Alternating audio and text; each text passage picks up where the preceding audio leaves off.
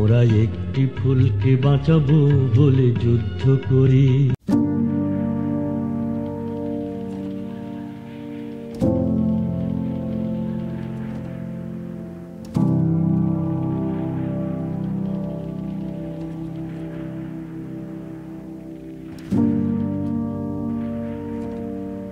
Research and activism তথা সিতারা কর্তৃক আয়োজিত আজকের এই আলোচনা অনুষ্ঠানে আপনাদের সকলকে জানাই আন্তরিক শুভেচ্ছা ও অভিনন্দন। সম্মানিত উপস্থিতি, আমরা অতিবাহিত করছি শোকাবহ অগাস্ট মাস। 1975 সালের এই মাসেই জাতির জনক বঙ্গবন্ধু শেখ মুজিবুর রহমান এবং তার পরিবারের প্রায় সকল সদস্যকে অত্যন্ত নৃশংসভাবে হত্যা করা হয়েছিল। আমরা অনুষ্ঠানের শুরুতেই পরম শ্রদ্ধা ও গভীর কৃতজ্ঞতার সাথে স্মরণ করছি জাতির জনক বঙ্গবন্ধু শেখ মুজিবুর রহমান এবং তার পরিবারের সকল শহীদের স্মৃতির কথা। সুপ্রিয় উপস্থিতি, আপনারা সকলেই নিশ্চয়ই অবগত আছেন, গত বেশ কিছুদিন যাবৎ আমাদের এই সংগঠনের উদ্যোগে memories of Bangladesh liberation war অর্থাৎ বাংলাদেশের মুক্তিযুদ্ধের স্মৃতিচারণ এই শিরোনামে একটি তাৎপর্যপূর্ণ লেকচার সিরিজ চলমান রয়েছে। আজ অনুষ্ঠিত হবে এই লেকচার সিরিজের 7ম পর্ব এবং আজও আমরা অত্যন্ত গর্বিত ও আনন্দিত যে আজ এই বিষয়ে স্মৃতিচারণ ও আলোকপাত করতে আমাদের সাথে যুক্ত রয়েছেন আমাদের এই সংগঠনের একজন অত্যন্ত নিঃস্বার্থ শুভাকাঙ্ক্ষী, পথপ্রদর্শক এবং বিভিন্ন সময় যিনি আমাদেরকে বিভিন্নভাবে সহযোগিতা করে থাকেন, আমাদের পরম শ্রদ্ধ বীর মুক্তিযোদ্ধা অবসরপ্রাপ্ত মেজর জনাব দিদার হুসাইন স্যার। আমাদের সাথে যুক্ত আছেন গণপ্রজাতন্ত্রী বাংলাদেশ সরকারের প্রথম প্রধানমন্ত্রী বঙ্গতাজ তাজউদ্দিন আহমদের জ্যেষ্ঠ কন্যা, বিশিষ্ট লেখক, গবেষক, সমাজকর্মী, আন্তর্জাতিক মানবাধিকার কর্মী এবং আমাদের সিতারার মাননীয় উপদেষ্টা জনাব শারমিন আহমদ। আমাদের সাথে যুক্ত আছেন শ্রদ্ধ শহীদ কর্নেল এম.আর. চৌধুরীর সুযোগ্য পুত্র অবসরপ্রাপ্ত কর্নেল জনাব মাহমুদুর রহমান চৌধুরী। কিছুক্ষণের মধ্যেই আমাদের সাথে যুক্ত হবেন শ্রদ্ধ ব্যারিস্টার এম আমিরুল ইসলাম স্যারের সুযোগ্য কন্যা, বিশিষ্ট লেখক, সমাজকর্মী এবং বাংলাদেশ সুপ্রিম কোর্টের সিনিয়র আইনজীবী জনাব ব্যারিস্টার তানিয়া আমির। এছাড়াও আমাদের সাথে যুক্ত আছেন সিতারা পরিবারের সম্মানিত সদস্যবৃন্দ।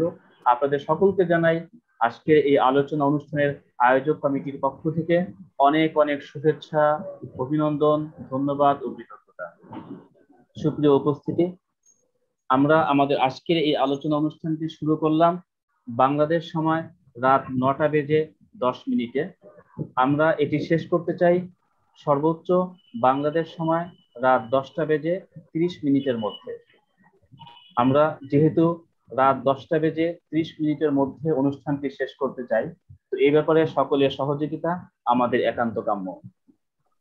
আর সময় যেহেতু খুবই সংক্ষিপ্ত, তাই ভূমিকা পর্ব কোনোভাবেই দীর্ঘায়িত না করে আমরা চলে যাচ্ছি মূল আলোচনায়। তবে এর আগে আমাদের আজকের এই আলোচনা অনুষ্ঠানের বিজ্ঞ আলোচক জনাব মেজর দিদার হুসাইন স্যারের সংক্ষিপ্ত পরিচিতি তুলে ধরবে আমাদের সিতারার সর্বকনিষ্ঠ সহযোগী সদস্য তাহেরা তাইয়েবা মিম।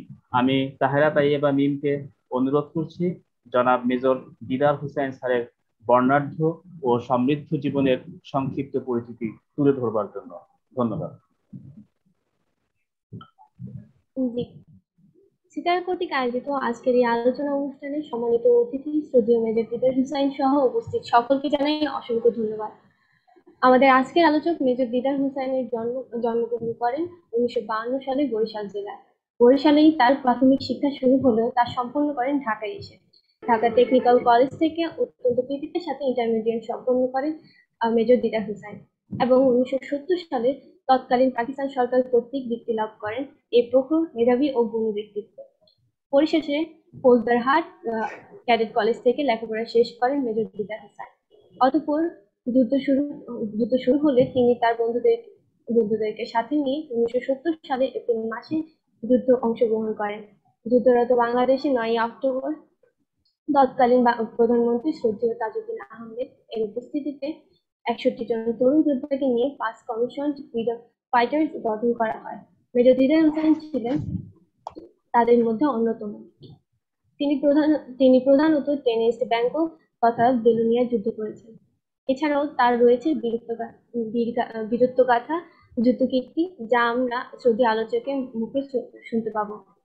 1981 সালে জেনারেল এরশাদ শাসন আমলে তৎকালীন প্রতিকূল পরিবেশে সেনাবাহিনী থেকে স্বেচ্ছায় অবসর গ্রহণ করেন মেজর দিদার হোসেন। তারপর সেনাবাহিনী থেকে একজন সৎ ও সফল শিল্প উদ্যোক্তা হিসাবে দেশের অর্থনীতিতে গুরুত্বপূর্ণ অবদান রেখে চলেছেন আমাদের পরম শ্রদ্ধেয় মেজর দিদার হোসেন। অত্যন্ত সংক্ষিপ্ত বিধায় শ্রদ্ধেয় আলোচকের সংক্ষিপ্ত পরিচিতি এখানে শেষ করে ফিরে যাচ্ছি মূল আলোচনা। ধন্যবাদ। ধন্যবাদ তাহেরা তাইয়্যেবা মিম। এ পর্যায়ে আমরা চলে যাব আমাদের মূল আলোচনায়। আমাদের আজকের অনুষ্ঠানটি দুটি পর্বে বিভক্ত। প্রথম পর্বে আমরা শুনব আমাদের শ্রদ্ধেয় আলোচকের সংক্ষিপ্ত আলোচনা এবং তারপরে আমরা চলে যাব আমাদের ইন্টারেক্টিভ সেশন তথা প্রশ্ন উত্তর পর্বে। এবং ওই উক্ত প্রশ্ন উত্তর পর্বে প্রত্যেকের স্বতঃস্ফূর্ত অংশগ্রহণ, প্রশ্ন এগুলো আমরা একান্তভাবে কামনা করছি এবং আমরা আশা করছি সকলের অংশগ্রহণে একটি সমৃদ্ধ এবং অংশগ্রহণমূলক আলোচনা আজ অনুষ্ঠিত হবে ইনশাআল্লাহ। তো আমরা সময় ক্ষেপণ করছি না, চলে যাচ্ছি মূল আলোচনায়। আমাদের আলোচ্য বিষয় মুক্তিযুদ্ধের স্মৃতিচারণ এবং এ বিষয়ে আলোকপাত করতে আমাদের সাথে যুক্ত আছেন বীর মুক্তিযোদ্ধা অবসরপ্রাপ্ত মেজর জনাব দিদার হুসাইন। আমি শ্রদ্ধেয় দিদার হুসাইন স্যারকে বিনীতভাবে অনুরোধ করছি তার মূল্যবান আলোচনা উপস্থাপন করবার জন্য। ধন্যবাদ। শ্রদ্ধেয় সবাইকে সালাম ও আদাব। আফতাব মিম আপনারা বললেন, একটু বোধহয় বেশি বলেছেন। যাই হোক, আমি একজন সাদা মাটা লোক, আর আমার জন্ম কিন্তু ঢাকায়। আমি ঢাকার লোক। বাবা তখন বরিশালে আমি লেখাপড়া করেছি, যেহেতু বাবা ম্যাজিস্ট্রেট, ওনার বদলি ছিল বরিশাল। তো ওখান থেকে পরে আমি ঢাকায় এসে ইন্টারমিডিয়েট টেকনিক্যাল কলেজ, তারপরে ওখান থেকে ফৌজদারহাটে যাই, এই আর কি। তো আজকে শুরুতে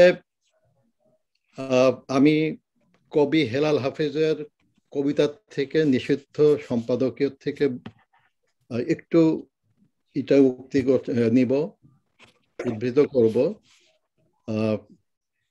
এখন যৌবন যার, মিছিলে যাবার তার শ্রেষ্ঠ সময়। এখন যৌবন যার, যুদ্ধে যাবার তার শ্রেষ্ঠ সময়। তো ওই সময় 1969 সালে এটা লিখেছেন। এই কবিতাটা আমার মতন যুবকদের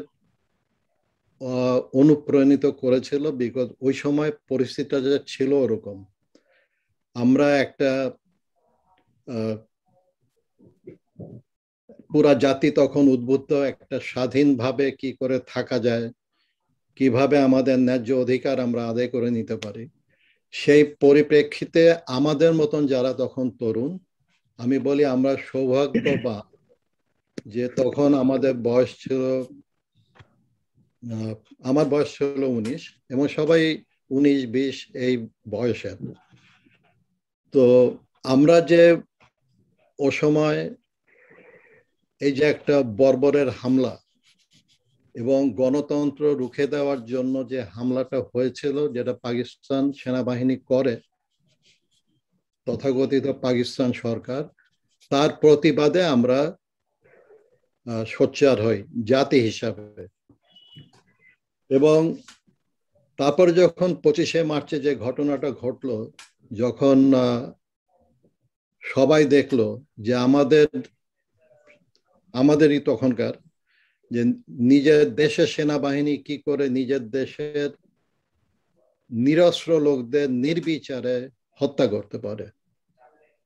তাদের প্ল্যানও ছিল আমাদের নেতাদেরকেও শেষ করে দেওয়া, এবং তার জন্য তারা ছল চাতুরি খাটিয়ে সময় কালক্ষেপণ করে তারা একদিকে এখানে সৈন্য অস্ত্র আনা শুরু করে, এবং পরিশেষে ইয়াহিয়া খান কোনো কিছু না করে এদেশ থেকে চলে গেল, আর আমরা নিরস্ত্র বাঙালি আমরা হয়ে গেলাম ভিকটিম। আমাদের উপরে বর্বরচিত হামলা আরম্ভ হলো। তো সেই সময় আমি ঢাকা ইউনিভার্সিটিতে অধ্যয়নরত, আমি ইতিহাস বিভাগে ছিলাম প্রথম বর্ষে, বেশি দিন ক্লাস করিনি। তো তখন আমি এবং আমার বন্ধুরা সবাই ফজলহাট ক্যাডেট কলেজের, আমরা সিদ্ধান্ত নিলাম যে আমরা যুদ্ধে যোগ দেব। ইতিমধ্যে কিন্তু 25শে মার্চে বেতার ভাষণটা আমরা শুনেছি, যে জিয়া রহমান সাহেবও বলেছেন যে বঙ্গবন্ধুর ডাকে উনি বাংলাদেশের স্বাধীনতা ঘোষণা করছেন। তো আর তার সঙ্গে এপ্রিল মাসে যখন বাংলাদেশ সরকার গঠিত হলো, সেটা কিন্তু একটা খুবই খুবই গুরুত্বপূর্ণ দিন। 10ই এপ্রিল এবং আমাদের যে মেহেরপুর আম্র কানন, যেটা মুজিবনগরে যখন সরকার গঠিত হলো, তখন আমরা বুঝলাম যে এখন এটা একটা পরিপূর্ণ যুদ্ধের বা একটা মুক্তিযুদ্ধের সূচনা হচ্ছে। এর আগে কিন্তু সবাই একটু দ্বিধা দ্বন্দ্বে ছিলাম, কি হচ্ছে কি হবে। তো তখনই আমরা যাওয়ার চেষ্টা করলাম কি করে যেতে হয়। এবং যেহেতু আমরা একটা গণ্ডির মধ্যে বড় হয়েছি, আপনি জানেন ফজলহাট ক্যাডেট কলেজে বাইরের বিশ্বের সঙ্গে কোনো যোগাযোগ ছিল না, শুধু ঢাকায় আসার পরে আমি সব বোঝাতে।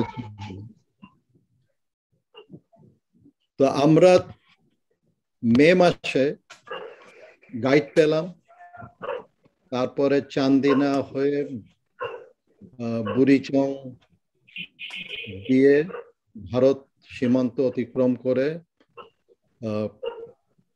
ওখানে সোনামুড়া একটা শহর, ওখানে গেলাম। পরে সেখান থেকে মতিনগর ক্যাম্পে গেলাম। মতিনগর ক্যাম্পে তখন মুক্তিযুদ্ধের প্রস্তুতি চলছে এবং সেখানে ঢাকা থেকে অন্য এবং বিভিন্ন জায়গা থেকে, কুমিল্লা, ঢাকা, নোয়াখালী, চাঁদপুর, সব জায়গা থেকে লোকজন ওখানে আসছিলেন এবং ঢাকা ইউনিভার্সিটিরও বেশ কয়েকজন ছিল, ওনাদেরকে পেলাম। এবং তারপরে আমরা চলে গেলাম মেলাঘর। মেলাঘরে যাওয়ার পরে জুন মাসে শুনলাম সেনাবাহিনীতে লোক নেওয়া হবে, অফিসারের নিয়োগ হবে। তো সেই কথা শোনার পরে আমরা গিয়েও লাইনে দাঁড়াই, অনেক লোক ছিল। তো যেটা হলো, আমরা 4 জনই নির্বাচিত হলাম অফিসার ট্রেনিং এর জন্য। তারপরে আগরতলা, তারপরে আমাদেরকে নিয়ে গেল ভারতের মূর্তি নামে একটি জায়গায়। জুন মাসের শেষের দিকে, ইনফ্যাক্ট 24 তারিখ। তো ওখানে যাওয়ার পর আমাদের একটু ইকো হচ্ছে, মাইক্রোফোন বন্ধ রাখলে বোধহয় সবার জন্য ভালো হবে। তো ওখানে যাওয়ার পর আমাদের প্রশিক্ষণ আরম্ভ হলো। ভারতীয়রা আমাদেরকে প্রশিক্ষণ দিল এবং সেখানে আমাদের খুব থাকার বা খাওয়া দাওয়ার জায়গা ছিল খুবই সাদামাটা। এখানে কোনো, আমরা বাঁশের চৌকিতে ঘুমাতাম, ওগুলো হাতে বানানো। ওখানে 2টা উইং ছিল, একটা ছিল ভাসানী উইং, একটা ছিল মুজিব উইং। এবং মুজিব উইং এ আমাদের প্রশিক্ষণটা হয়। তো আমরা ছিলাম 61 জন, বিভিন্ন পেশার। এবং আমরা ছিলাম প্রতিনিধি ইন দ্য সেন্স, যেমন আমরা ছিলাম ছাত্র, ওখানে ব্যাংকারও ছিল, ওখানে আর্মিরও কিছু ছিলেন, ইপিআর। তো সব মিলায় প্রশিক্ষণটা হয়েছে। আমি এক কথা বলবো যে বাংলাদেশের ওই সময়কার গণযুদ্ধের একটা প্রকৃত প্রতিচ্ছবি, যে এরা অফিসার হবে বিভিন্ন ব্যাকগ্রাউন্ডের, বিভিন্ন পেশার। তো ভারতীয়রা আমাদেরকে খুবই ভালো প্রশিক্ষণ দেয় 3 মাস, এবং আমাদের 18 ঘন্টা প্রশিক্ষণ দেওয়া হতো, 6 ঘন্টা ঘুম। এবং একটা জিনিস হয়েছিল যে তারা যে বিদ্যা আমাদেরকে দিতে পেরেছিলেন সেগুলো পরবর্তীতে আমাদের যুদ্ধক্ষেত্রে অনেক কাজে লাগে। এবং যখন আমাদের কমিশন হয় 9 অক্টোবর, ও দিনটায় আমাদের সবার মধ্যে এত স্পিরিট ছিল, উৎসাহ, উদ্দীপনা, না এখন কিছু করতে পারবো, কেননা আমি প্রশিক্ষণ পেয়েছি এবং খুব উঁচু মানের প্রশিক্ষণ পেয়েছি। তো দিনটা ছিল 9 অক্টোবর। 9 অক্টোবর সৈয়দ নজরুল ইসলাম সাহেব,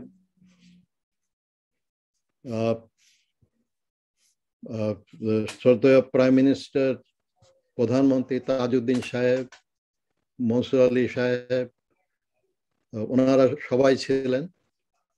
এবং একটা ছোটখাটো অনুষ্ঠানের মাঝখানে আমাদের কমিশন দেওয়া হলো, সেনাবাহিনীর নিয়োগ পেলাম আমরা।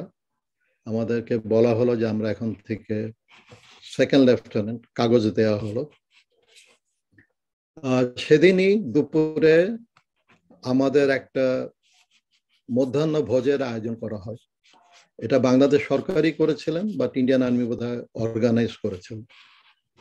তো সেখানে আমরা সবার সঙ্গে, বড় বড় নেতাদের সঙ্গে ওই সময়কার, অবশ্যই ওনাদের সঙ্গে আমাদের কথা বলার সুযোগ হয়।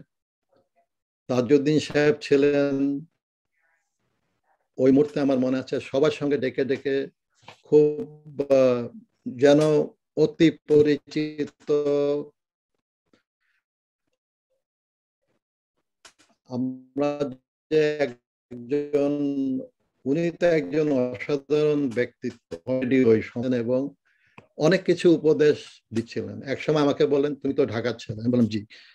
বলে, তোমরা তো যুদ্ধক্ষেত্রে যাবে এবং অনেক সময় হয়তো রাজাকার, পিস কমিটি এদেরকে মারবে, তাদেরকে হয়তো হত্যা করতে হবে, কিন্তু তাদেরকে যদি মারা হয় তোমরা তাদের সন্তানদের বুঝাবে যে কেন মারা হয়েছে, এবং এটা জরুরি যে ওরা ওইটা জানুক, কেননা ভবিষ্যতে বাংলাদেশে এরা কিন্তু থাকবে, এবং এরা যেন কোনো ভুল ধারণা নিয়ে বড় না হয় যে কি জন্য কি হয়েছে। তো আবার উনি এটাও বললেন যে খান সেনারা একদিন চলে যাবে, কেন এই মাটিতে ওরা থাকতে পারবে না, দেশ আমাদের, সবাই থাকবে। তো এটা একজন দূরদর্শীবান নেতাই এটা বলতে পারেন। এবং যেহেতু আমি নিজের কানে শুনেছি, আপনাদেরকেও বলি যে বাংলাদেশ তো সবার জায়গা আছে, তবে দেশকে ভালোবাসতে হবে এবং দেশের সঙ্গেই আমরা সম্পৃক্ত, সবভাবে দেশই আমাদের শিকড়। যাই হোক, এরপরে আমার পোস্টিং হয় 10 ইস্ট বেঙ্গলে, এবং মেলাঘরে আসলাম। তখন খালেদ মোশাররফ সাহেব সেক্টর কমান্ডার, উনি আমাদের সঙ্গে কথা বললেন। এবং আমার মনে আছে যেদিন আমরা পৌঁছলাম, সেদিন কসবা এলাকায় একটা বড় অপারেশন হয়েছিল, যেখানে পাকিস্তানি অফিসার মারা গেছিল এবং জওয়ান বেশ কয়েকজন, এবং তাদের ডেড বডি মেলাঘরে নিয়ে আসা হয়েছিল। তো তখন খালেদ মোশাররফ সাহেব ওই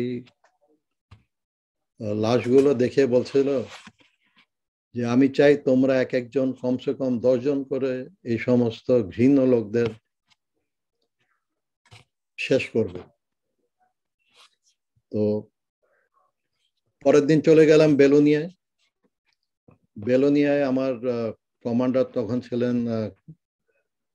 তখন ছিল মেজর জাফর ইমাম, এখন পরে কর্নেল হয়ে রিটায়ার করেছেন, উনি মন্ত্রীও ছিলেন। তো তার 2 দিন পর থেকে আমরা যুদ্ধক্ষেত্রে, এবং পাকিস্তানিদের ওখানে বেলোনিয়াটা এমন একটা জায়গা, ওটাকে একটা এনক্লেভ বলে। 3 দিক দিয়ে ভারতের সীমানা। এটা ফেনীর দক্ষিণ, হ্যাঁ। তো এটার চওড়া হলো 16-17 মাইল, আর লম্বা হবে কত, 20 মাইলের মতন এরকম। তো এই এনক্লেভের একটা অংশ অলরেডি মুক্ত ছিল, এবং এই মুক্ত অঞ্চলে অলরেডি আমাদের ডিফেন্স ছিল। তো আমরা যখন জয়েন করলাম, এই সৈনিকদের নিয়ে আমাদের কার্যক্রম শুরু হলো। আর ইন দ্য মিন টাইম ওই সময় কিন্তু ভারতীয়রা মোতায়েন হয়েছিল সীমান্তের বাইরে। তো বেলোনিয়া একটা বড় অপারেশন হতে যাবে দেখে আমাদেরকে অনেক পেট্রোলিং করতে হতো, এবং অনেক সময় টার্গেট রেজিস্ট্রেশনের জন্য গোলন্দাজ, এরা ছিল ভারতীয় গোলন্দাজ বলে রাখি, তাদেরকে নিয়ে যেতে হতো। তারা টার্গেট রেজিস্টার করতো, কেন পাকিস্তানিদের ডিফেন্স গুলো আমরা দেখতে পেতাম। আর মজা হলো, তখন আবার রমজান মাস আরম্ভ হলো, সেহরির পর থেকে গোলাগুলি শুরু হতো। এক সাইডে ওরা বলতো ওদের পাকিস্তান জিন্দাবাদ, আল্লাহু আকবার, আর এই দিক থেকে জয় বাংলা, জয় বাংলার ধ্বনি, এবং এই ফায়ারিং চলতো ভোর পর্যন্ত। এটা একটা নিত্যদিনের ব্যাপার ছিল। তো এখানে একটা মজার ঘটনা বলবো, যে যুদ্ধক্ষেত্রে অনেক কিছু মানুষ উদ্ভাবন করে, ইনোভেট করে। সেটা হলো, যেহেতু ওরা সবসময় ফায়ার করতো, আমাদের লোকে একজনকে দেখি ও ট্রিগারের সঙ্গে একটা মুরগি বেঁধে রেখেছে, এবং ওরা যখন ফায়ার করে মুরগি তখন উড়ে একটা একটা করে গুলি যায়। তো ও বলে আমাকে নোয়াখালী বাসায় এতান করলে কি কষ্ট করি আর কি ফায়ার করবো, মুরগি দিয়েই ফায়ার করে। তো এরকম অনেক কিছু আছে ছোটখাটো ঘটনা, যেগুলো এখন চিন্তা করলে অনেক সময় হাসি পায়। তো তারপরে আসে হলো নভেম্বরে 5-6 রাত্রি, যেদিন পাকিস্তানি দুটা ডিফেন্স ছিল বেশ শক্ত। ওই এলাকায় পাকিস্তানিদের ছিল 15 বালুচ। 15 বালুচ একটা পাকিস্তানিদের বেশ পুরনো ইউনিট, ওটা বোধ হয় তখনই 100 বছরের ইতিহাস ওদের। তো এদের একটা কোম্পানি ছিল পরশুরাম নামে একটা জায়গায়, আর তারপরে ফুলগাজীতে ছিল, চিতলিয়ায় ছিল ওদের পজিশন। ওদের সঙ্গে ছিল ইপক্যাফ, কিছু রাজাগার। তবে এটা ছিল ওদের শক্তিশালী বুঝছ। বেলুনিয়া দেখলে বুঝবেন, বেলুনিয়ার থেকে ফেনী যেতে আমার মনে হয় এখন আধা ঘন্টা, কারণ রাস্তাঘাট এখন ভালো হয়ে গেছে। এবং পাকিস্তানিদের জন্য ফেনী খুবই গুরুত্বপূর্ণ ছিল, এই জন্য যে ফেনী দিয়ে সড়ক এবং রেল যোগাযোগ, যার জন্য ওরা এখানে একটা ব্রিগেড মোতায়েন করেছিল, এবং ব্রিগেড হেডকোয়ার্টার ছিল ফেনীতে। তো আমরা ওই রাতে, সেদিন মুষল বৃষ্টি ছিল, তো আমাদের 3টা কোম্পানি এবং সিও ব্যাটালিয়ন হেডকোয়ার্টার সহ আমরা অনুপ্রবেশ করি রাতের বেলা, এবং এক রাতের মধ্যে ওখানে মোটামুটি অবস্থান নেওয়া হয় 1000 সৈনিক সব মিলিয়ে। আবার সেক্টর 1 থেকেও এসেছিল, তারা ছিল আমাদের ফ্ল্যাঙ্কে মানে আমাদের এক সাইডে। তো রাতারাতি আমরা পরীক্ষা খনন করে সবাই ঠিক মতো যে যার অবস্থানে যেভাবে প্ল্যান হয়েছিল ওভাবে সবাই হয়ে যায়, পজিশন নিয়ে নেয়। ভোরবেলা পাকিস্তানি একটা ট্রলি আসছিল, যেটা আমাদের ব্রাভো কোম্পানি, ওখানে আমার বন্ধু মিজান ছিল, ওরা ওই ট্রলির উপরে গুলি করে এবং ওখানে পাকিস্তানে ছিল ৬-৭ জন সৈনিক এবং একজন অফিসার, সবাই আত্মহতি দেয়। তো এরপরে পাকিস্তানিরা মনে করেছিল যে এটা বোধহয় একটা অ্যাম্বুশ, তো ওরা আবার চেষ্টা করলো আসতে, তো প্রচুর গোল, ওরা বুঝে নেই যে আমরা এত সংখ্যক এর মধ্যে ঢুকে গেছি। তো গোলাগুলি চলতে থাকলো, ওদের আরো হতাহত হলো। এমন অবস্থা হলো একসময় ধান খেতে ওদের লাশ পড়েছিল, এবং তখন আমার মনে হতো যে ঢাকায় আমি ইকবাল হল, তারপরে বিভিন্ন যে বস্তির লোকদেরকে মেরে ফেলে রেখেছিল রিক্সাওয়ালা, ঠেলাগাড়িওয়ালা, তো আমার একটা ওরকম একটা ফিলিং হলো। আমি বললাম, তোমরা যেটা করেছো নিরস্ত্র উপরে, আজকে সশস্ত্র হয়ে তোমরা এখানে শুয়ে আছো। তো পাকিস্তানি তো অনেক ক্ষতি হয়, ওই কোম্পানি মোটামুটি শেষ হয়ে গেছিল, পরে ওরা সারেন্ডার করে। আর দ্বিতীয় দিন বিমান হামলা হয় এবং তখন আমাদের বেশ হতাহত হয়, যেহেতু আমরা প্রস্তুত ছিলাম না যে পাকিস্তানি সেভার জেট এসে স্ট্র্যাফিং করবে। প্রথম দিন স্ট্র্যাফিংটা হয় 6 তারিখ, 7 তারিখে হয়, তারপরে 8 তারিখে আবার তারা 7-8 দুদিন করে। সেকেন্ড ডেতে আমরা একটু রেডি ছিলাম এবং একটা সেভার, বিকজ ওরা খুব লো ফ্লাই করে আসছিল, এত নিচে ছিল যে পাইলটের হেলমেট দেখা গিয়েছিল, সাদা হেলমেট। তো দ্বিতীয় দিন একটা প্লেনে আমাদের ইসের থেকে আঘাত হয় এবং পরে শুনেছি ওই প্লেনটা বিধ্বস্ত হয়। তারপরে পাকিস্তানিরা আসে নাই। এরপরে পাকিস্তানিরা পিছন দিকে হাঁটতে থাকে। আমাদের সামনে ছিল চিতলিয়া খালি করে ওরা গেল, আমরা খবর পেলাম চিতলিয়া মুক্ত। চিতলিয়ায় এগুলো সব রেলওয়ে স্টেশন, যদি বেলুনিয়ায় কেউ যায়, বেলুনিয়া স্টেশন, তারপরে পরশুরাম, চিতলিয়া, ফুলগাজী, মুন্সিরহাট, তারপরে ফেনী। তো চিতলিয়ায় আমার মনে আছে আমি আর মিজান গেছিলাম পেট্রোল নিয়ে দেখতে ওরা গেছে কিনা। ওখানে গিয়ে দেখেছিলাম যে ওরা একটা নারী, ওনাকে মেরে, ওনার কোলে বাচ্চা ছিল তাকেও মেরে এবং বুবি ট্র্যাপ করে গেছিল। তো এটা ছিল যে পাকিস্তান আর্মি কত বর্বর, যে যুদ্ধের সময় ওরা পিছনে যাচ্ছে ওই সময় এরকম কাজ করে করে যাচ্ছে। এরপরে আমরা চলে যাই ফুলগাজী ফল করে, আমি একটু আগাই পাঠাননগর ঠিক ফেনীর সঙ্গে, মুন্সিরহাট পাঠাননগর। আপনাকে আমি একটা অ্যাসোসিয়েটেড প্রেসের একটা ক্লিপ পাঠিয়েছি, ওখানে লেখা আছে, এটা ওরা আসছিল ডকুমেন্টারি নিতে, অ্যাসোসিয়েটেড প্রেস। এখন এটা ইউটিউবে দেখতে পারবেন যে মুক্তি বাহিনী লিবারেট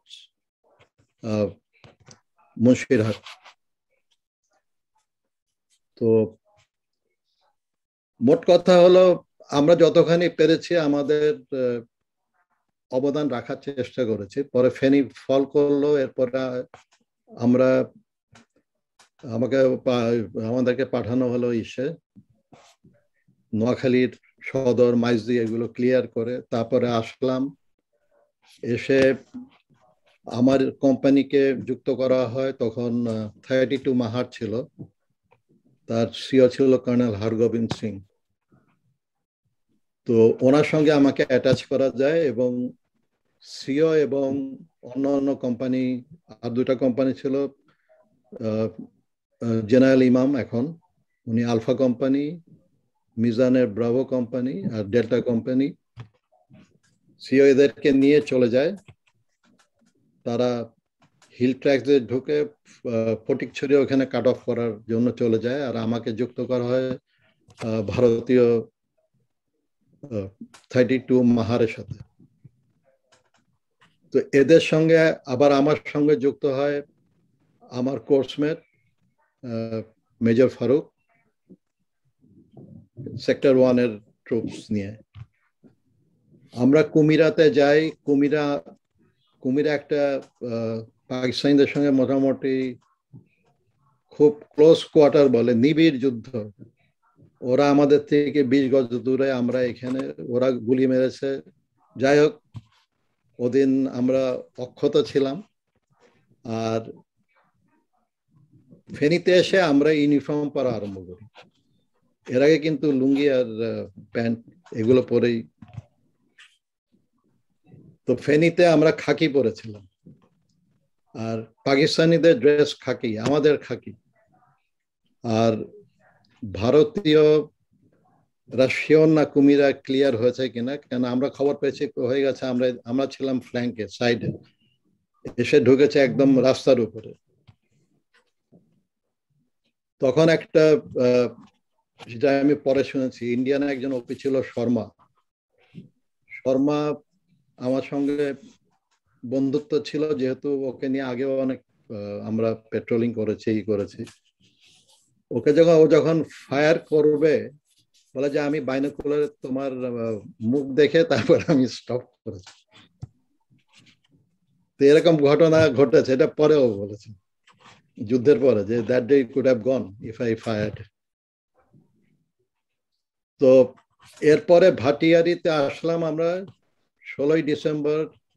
তখন পাকিস্তানিরা সারেন্ডার অলরেডি ঢাকায় শুনেছি চলছে।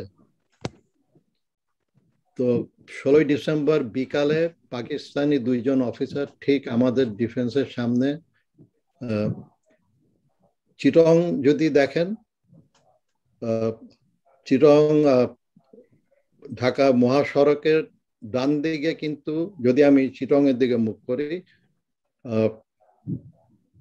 সমুদ্র 1 মাইল, তারপরে সমুদ্র। এখানে অনেক নল খাগড়া জাতীয় গাছপালা হয়। এর মধ্যে দিয়ে ওরা আসছে। তখন আমার এক সৈনিক বলল যে স্যার, এরা এখানে হাত নাড়ে। তো গিয়ে দেখলাম তারা সাদা রুমাল নাড়াচ্ছে। তখন আমি তাদেরকে ইংরেজি বললাম, get up on the road and put your hands up and কাম।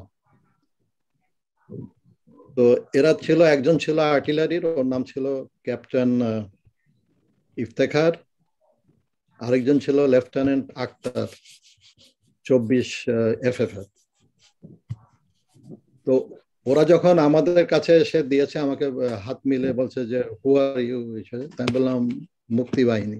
তখন মুখ ফ্যাকাশে হয়ে গেছে। তখন বলেছিলাম যে don't worry, you will be treated as per Geneva convention and protocol, we are not like you.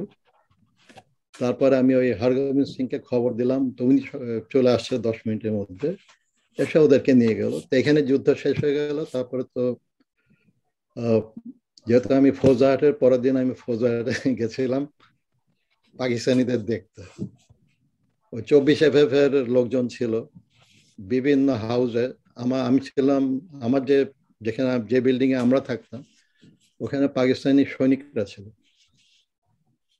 তো আমার মনে আছে আমি একজনের ট্রাঙ্ক খোলালাম, তো ওখানে ফৌজদারের টাইপ পেয়েছিলাম, আমরা যে টাইপ পড়তাম, তো ওগুলি আমি সব বাইর করলাম। আমি বললাম এগুলি তুমি নিচ্ছ। তো that is how it ended. এভাবে শেষ হলো। এখন আমি চাইবো আপনারা আমাকে প্রশ্ন করেন, আমি উত্তর দেব। হ্যাঁ,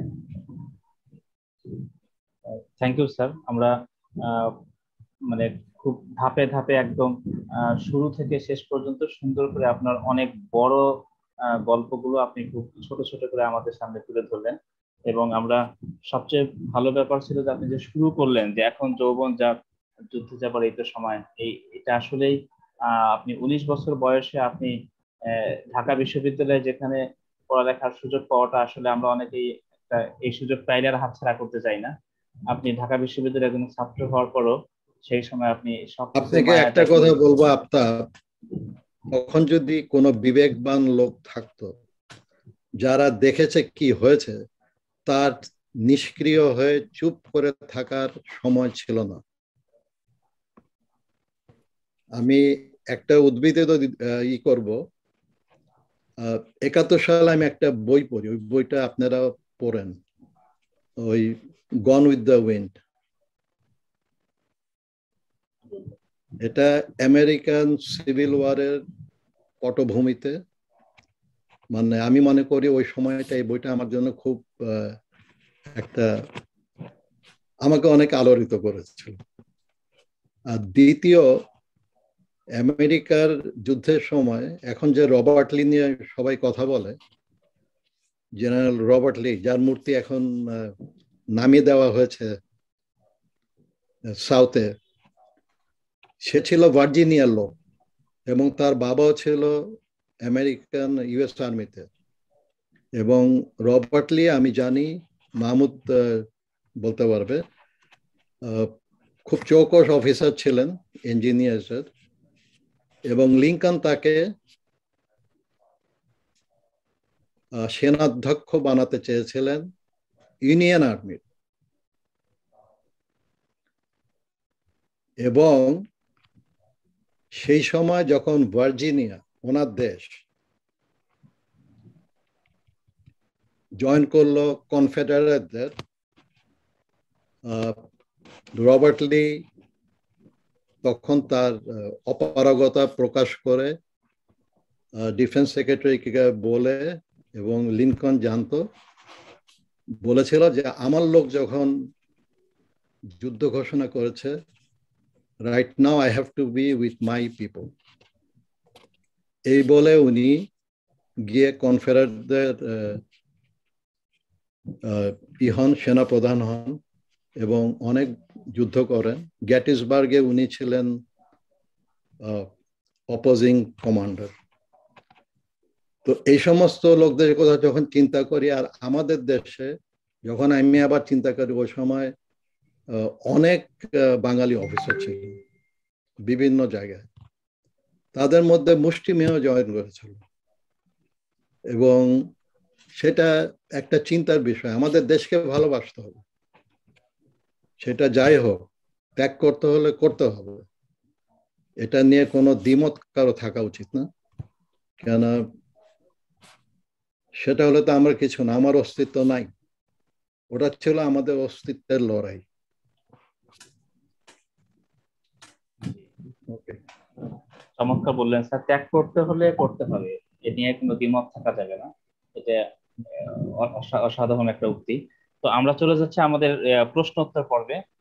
আমার কাছে বেশ কয়েকজন কিছু প্রশ্ন লিখে পাঠিয়েছেন, তো লিখিত প্রশ্নগুলো আমি একটু পরে বলবো। এর আগে একটু দেখি মৌখিক ভাবে কেউ প্রশ্ন করলে একটু কাইন্ডলি হ্যান্ড রেজ করলে আমি বুঝতে পারবো যে কে প্রশ্ন করতে চাচ্ছেন। হ্যান্ড রেজ করেছে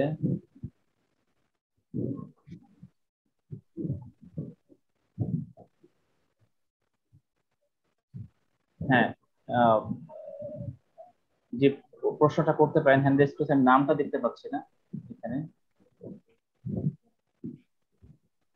আনমিউট করে প্রশ্নটা করেন।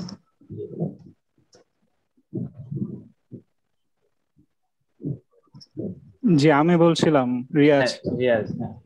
হ্যাঁ, আসসালামু আলাইকুম। ওয়ালাইকুম সালাম।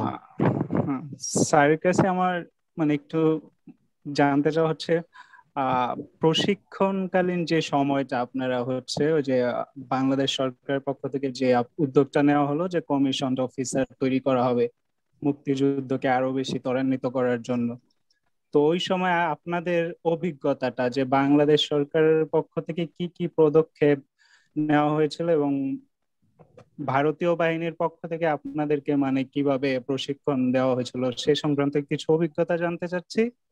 আর হচ্ছে স্পেশালি যেটা জানতে চাচ্ছি সেটা হচ্ছে আপনাদেরকে মোটিভেট করার জন্য, যুদ্ধ সম্পর্কে উৎসাহ করার জন্য বাংলাদেশ সরকারের বেশ কিছু বিশেষ পদক্ষেপ ছিল, সে সম্পর্কে একটু জানতে চাচ্ছি। আচ্ছা, শুরুতে বলবো,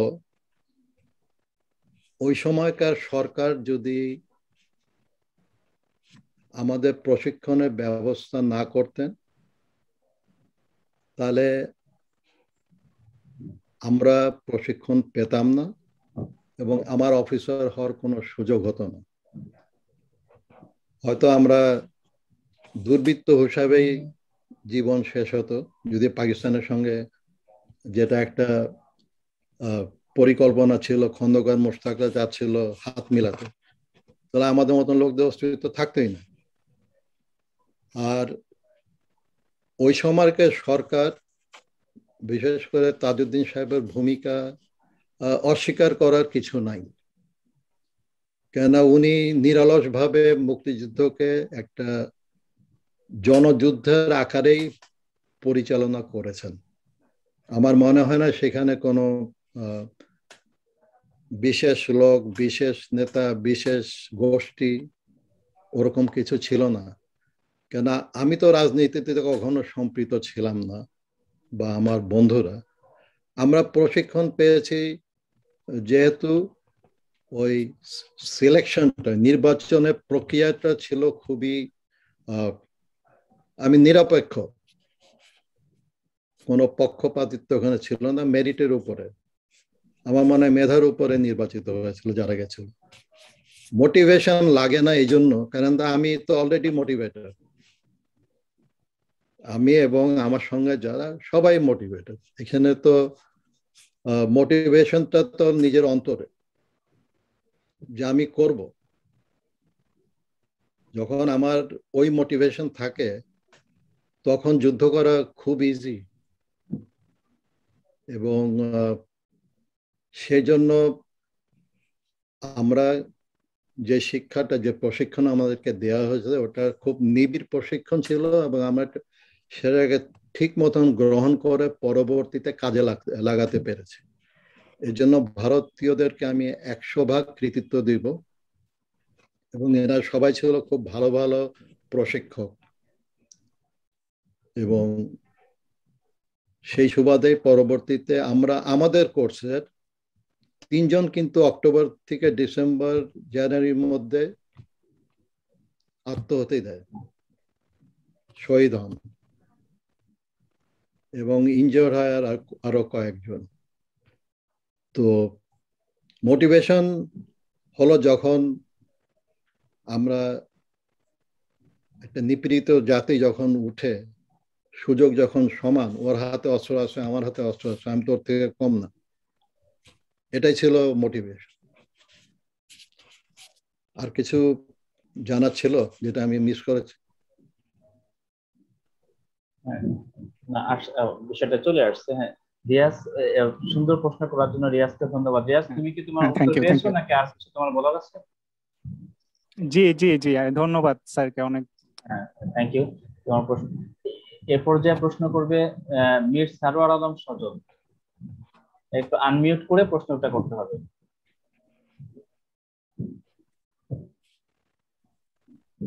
আসসালামু আলাইকুম স্যার, ভালো আছেন? ওয়ালাইকুম আসসালাম। জি স্যার, আমার একটা বিষয় জানার ইচ্ছে ছিল, যদি স্যার কাইন্ডলি বলতেন।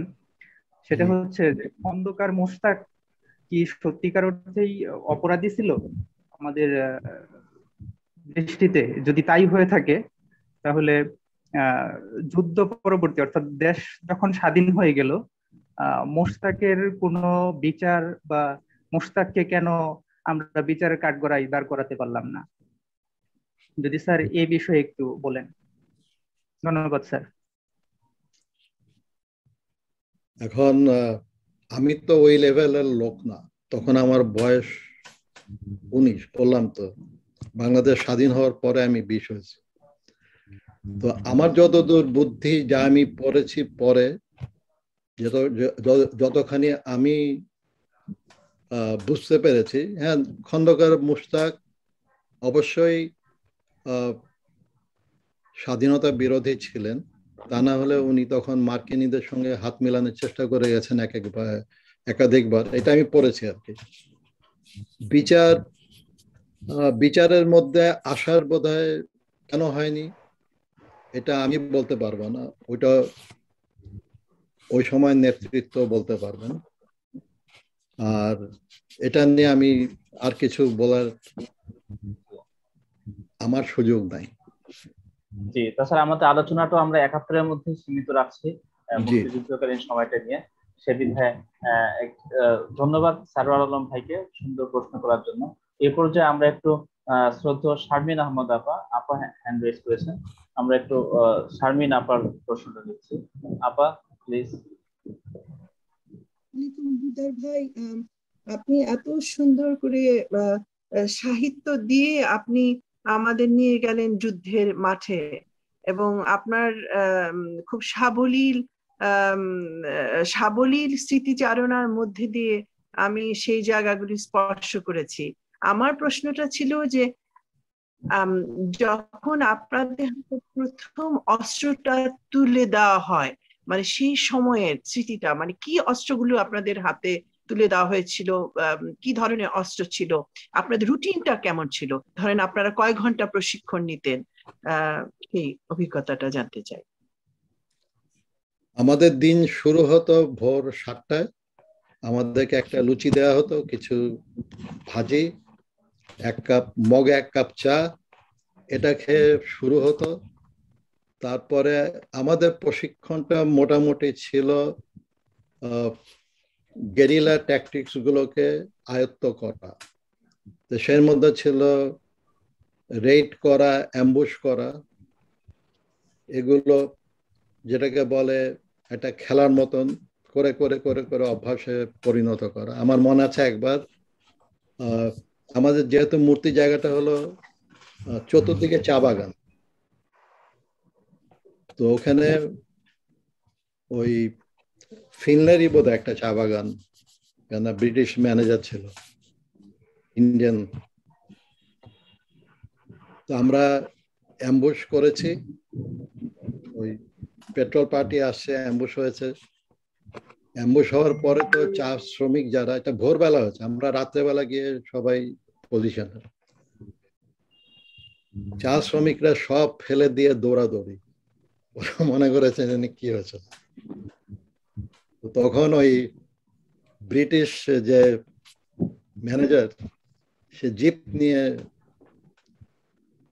আসছে, এসে আমাদের প্রশিক্ষক ছিল, এ সম্বন্ধে আবার বলবো, ওনার নাম হলো ক্যাপ্টেন যাদব।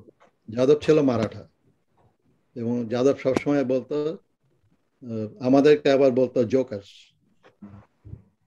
বলে যে লোক, I am Shivaji's descendant, and he was the master of guerrilla warfare, and I am going to teach you. So ইংরেজ সাহেব যখন আসছে গাড়ি নিয়ে এসে বলছে, what the hell is what is happening here? তো যাদব আগে বলে natives are running. ও বলছে, তো যাদব বলে, who is the native here? You? And তারপর একটা খুব শক্ত ভাষায় বললো, তুমি এখান থেকে চলে যাও। তো এরকম ঘটনা আরেকবার হয়েছে যাদবকে নিয়ে। আমরা যেখানে প্রশিক্ষণ হতো, একদিন নাইট অ্যাম্বুশ, আবার ওই জায়গাটায় ধান ক্ষেত ছিল, একটু সমান জায়গা, মূর্তি, চতুর্দিকে পাহাড়। তো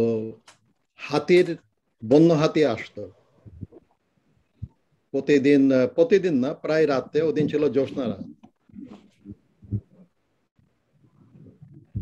হাতি আমাদের থেকে 100-150 গজ দূরে, আমার কাভারে। তো বলছে, যাদব বলছে, লিসেন, এলিফ্যান্ট, এর আগে আমাদের ওই যে ট্যাঙ্ক সম্বন্ধে আমরা বললাম এলিফ্যান্টস অ্যাজ গুড অ্যাজ, আমরা বললাম ট্যাঙ্ক। তখন ও বলছে, do you have anti tank mines? তো আমরা বলছি নো। বলে, in that case get up man let's run. তো আমরা পাহাড়ে উঠে গেলাম, এরকম ছিল হিমার। প্রশিক্ষণ হতো সন্ধ্যা পর্যন্ত, তারপরে হারিকেন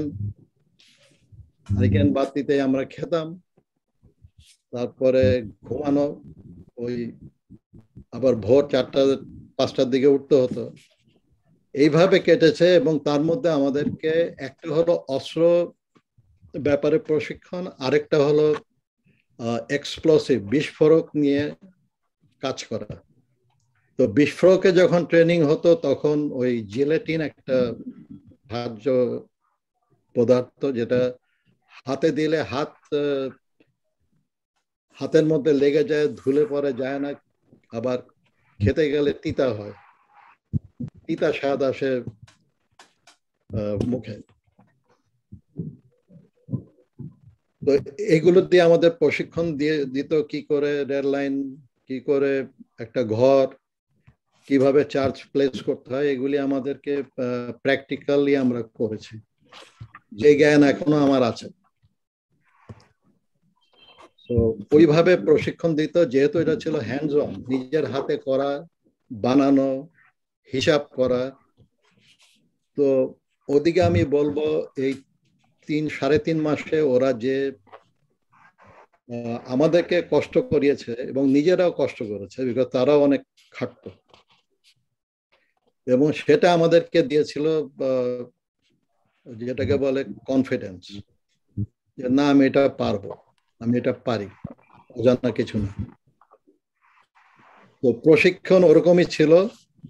এবং প্রশিক্ষণের ক্যাম্প, আমাদের যিনি কমান্ডার ছিলেন উনি ছিলেন কর্নেল দাশগুপ্ত। ওনার বাড়ি ছিল আবার বরিশালে, বরিশাল কুমিল্লা বলতেন। আর এইভাবে খুব নিবিড় পরিচর্যায় আমাদের ট্রেনিংটা হয়, এবং ট্রেনিংটা ভালো ছিল বলে আমাদের এখনো মনে আছে। আর আমার নোট বইটা আমি মুক্তিযোদ্ধা জাদুঘরকে দিয়ে দিয়েছি, ওটা ওনাদের কাছে আছে, ডিসপ্লে একসময় ছিল, এখন আছে কিনা আমি জানি না। তো এভাবে আমাদের ট্রেনিং হয়। আর ট্রেনিং এর সময় ওখানকার কাছের সেক্টর ছিল সেক্টর কমান্ডার বাশার সাহেব, এয়ারফোর্সের প্রয়াত, উনি আসতেন মাঝে মাঝে আমাদের দেখতে, লোকাল এমপি আসতেন, এই ছিল। আর কিছু শারমিন আপনি জানতে চাবেন? যে আরেকটা প্রশ্ন যেটা ছিল, মানে আমি সেটা হচ্ছে যে আপনার প্রথম দিনে যে অস্ত্রটা যখন আপনাদের দেওয়া হলো, কি ধরনের অস্ত্র আপনাদেরকে দেওয়া হয়, এবং প্রথম দিনের অস্ত্র প্রশিক্ষণের আপনার অনুভূতিটা? আমাদের প্রথম দেওয়া হয়েছিল 303, এবং 303 দিয়ে যখন ফায়ার করা হয়, এটা একটা ভীষণ কিক করে, বলে ঘোড়ার লাথি। তো ওর জন্য একটু শক্ত করে ধরে করতে হতো, আমরা করেছি। আর আমার ছিল, আমি যখন ফৌজহাটে ছিলাম, আমাদের হাউসের শুটিং টিম হতো, ওই টিমে আমি প্রায় স্থান পেতাম, ছিলাম 3 বছর, এবং আমরা প্রতিবারই চ্যাম্পিয়ন হতাম। তো মোটামুটি খারাপ ছিলাম না ফায়ারিং এ। তো এই আর কি। আর যুদ্ধক্ষেত্রে যখন গেলাম তখন প্রথম পেলাম ইন্ডিয়ান কার্বাইন, ওটা ভালো, ওটা ব্রিটিশ আদলে। বাট পরবর্তীতে আমরা পাকিস্তানিদের থেকে যখন ওই যে অপারেশন হলো, AK-47 ওদের থেকে উদ্ধার করলাম, তারপর থেকে AK-47 আমার। তো সেই ছিল আমাদের। অসাধারণ, যে অসাধারণ স্মৃতি, যে যারা সেই সময়টা, আমার মনে হয় যে অনেক সময় যাদের সে সময় জন্ম হয়নি বা ওই সময়টা মনে রাখার মতো বয়স ছিল না, তারা অনেকটা বিশাল একটা জিনিস হারিয়েছে, যে ওই সময়টা আর কখনো আসবে না। এই স্মৃতি কখনোই, হাজার লেখনীর মধ্যেও যে ওই উচ্ছ্বাস, ওই আবেগটা, ওই সময়টাকে যারা ধারণ না করেছে তারা আসলেই বুঝবে না। যে থ্যাংক ইউ সো মাচ দিদার ভাই।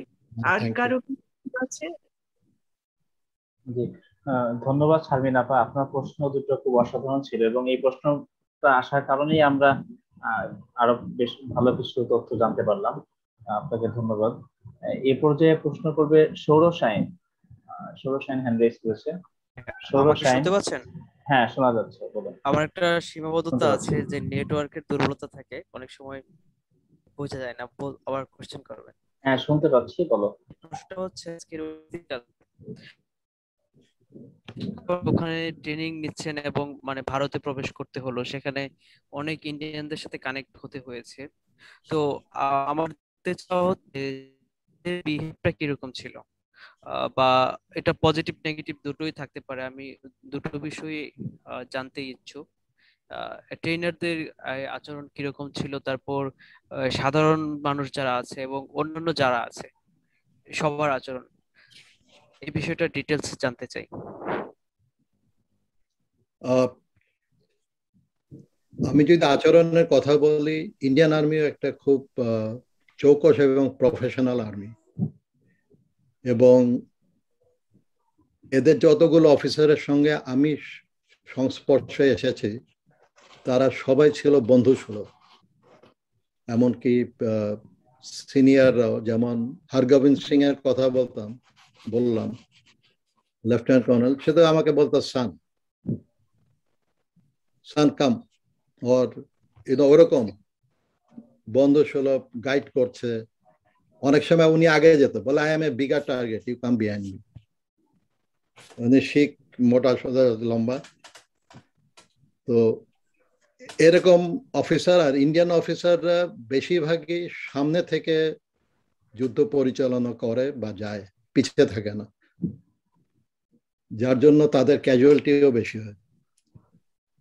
আর আমার মনে আছে আমি যখন প্রথম গেলাম, আমাকে ডিপ্লয় করা হয়েছিল গাবতলি নামে একটা জায়গায়। ইন্ডিয়ান সাইডে ছিল তখন থার্ড ডোগরাও 100 বছরের পুরানো ইউনিট। ওটার আলফা কোম্পানির কমান্ডার ছিল মেজর গিলট। তো গিলট প্রথম দিন আমাকে বলছে যে তোমার বয়সে আমার একটা ছেলে আছে, এবং প্রায় সে আমাকে ফিল্ম ফেয়ার পাঠাতো,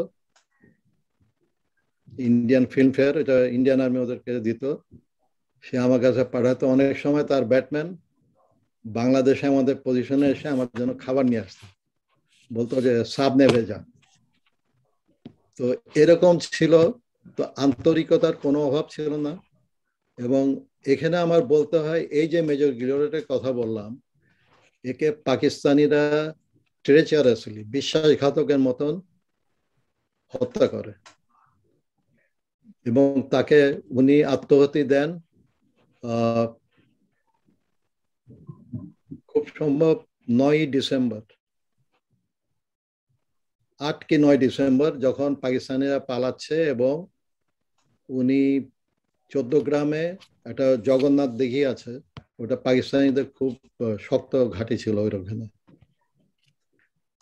তো ওখানে পাকিস্তানিরা বলছে তারা সারেন্ডার করবে, এবং মেজর গিলট সে তার 2 জন সিপাহি ওয়্যারলেস অপারেটর নিয়ে এগিয়ে গেছিলেন যে ওরা সারেন্ডার করতে চায়, টেক দেম। তখন তারা গুলি করে তাকে মারে। এটা হলো পাকিস্তান। তো আমরা তো অনেক সময় বলি যে কি পাকিস্তানে বলে, ওরা খুব বাহাদুর আর্মি, বাহাদুর না, কাপুরুষ।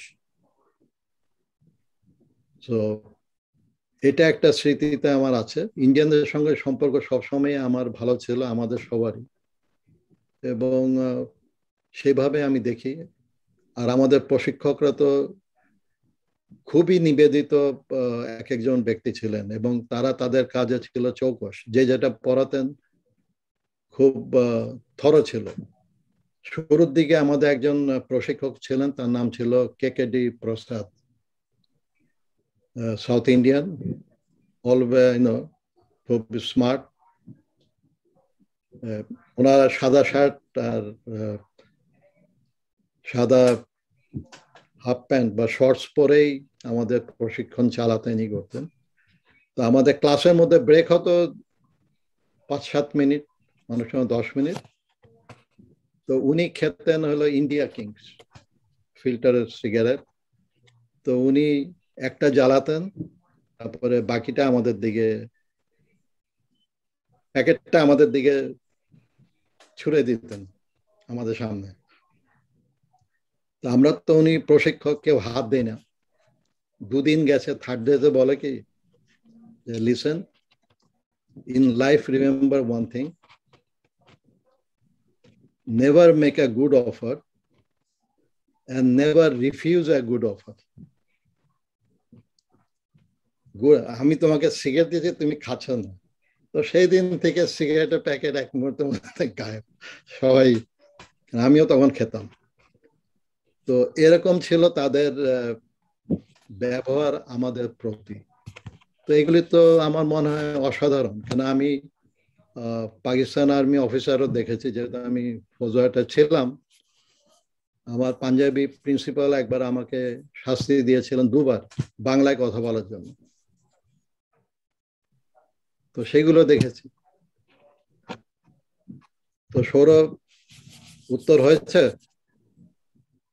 সাধারণ যে ইন্ডিয়ানরা আছে, আই মিন জনগণ, তাদের সাথে কি কখনো মেশার সুযোগ হয়েছে? তাদের অভিব্যক্তি কিরকম ছিল? বা আমরা তো যুদ্ধক্ষেত্রে ছিলাম শুরু থেকে। আমার সঙ্গে সাধারণ, কেন আমরা বাংলাদেশের ভিতরেই তো, এই যে 14 তারিখে আসলাম, 16 তারিখে ঢুকলাম, তারপর থেকে কিন্তু আমি ফেনী লিবারেট হলো 6 ডিসেম্বর। তার আগে ইন্ডিয়ায় যাইও নাই, সাধারণ লোকের সঙ্গে দেখা হয়নি। তবে আমাদের যারা সাধারণ লোকেরা ছিল, আমাদের গ্রামের লোক, এবং সব সময় তারা কিন্তু স্বতঃস্ফূর্তভাবে আমাদেরকে সাহায্য করতে এগিয়ে আসতো। আমাদের খাওয়া দাওয়া যদি লাগতো কিছু, ওরা এনে দিত। অনেক সময় আমাদের লোকদের পরীক্ষা খনন করতে হতো না, ওরাই করে দিত। কেন পাকিস্তানের অত্যাচারে তারা এতই অত্যাচারিত ছিল, ওটা ছিল তাদের আবেগের বহিঃপ্রকাশ। তো এটাই সৌরভ, আমার সঙ্গে ইন্ডিয়ান সিভিলিয়ান সংস্পর্শ হয়নি সাধারণ নাগরিকের।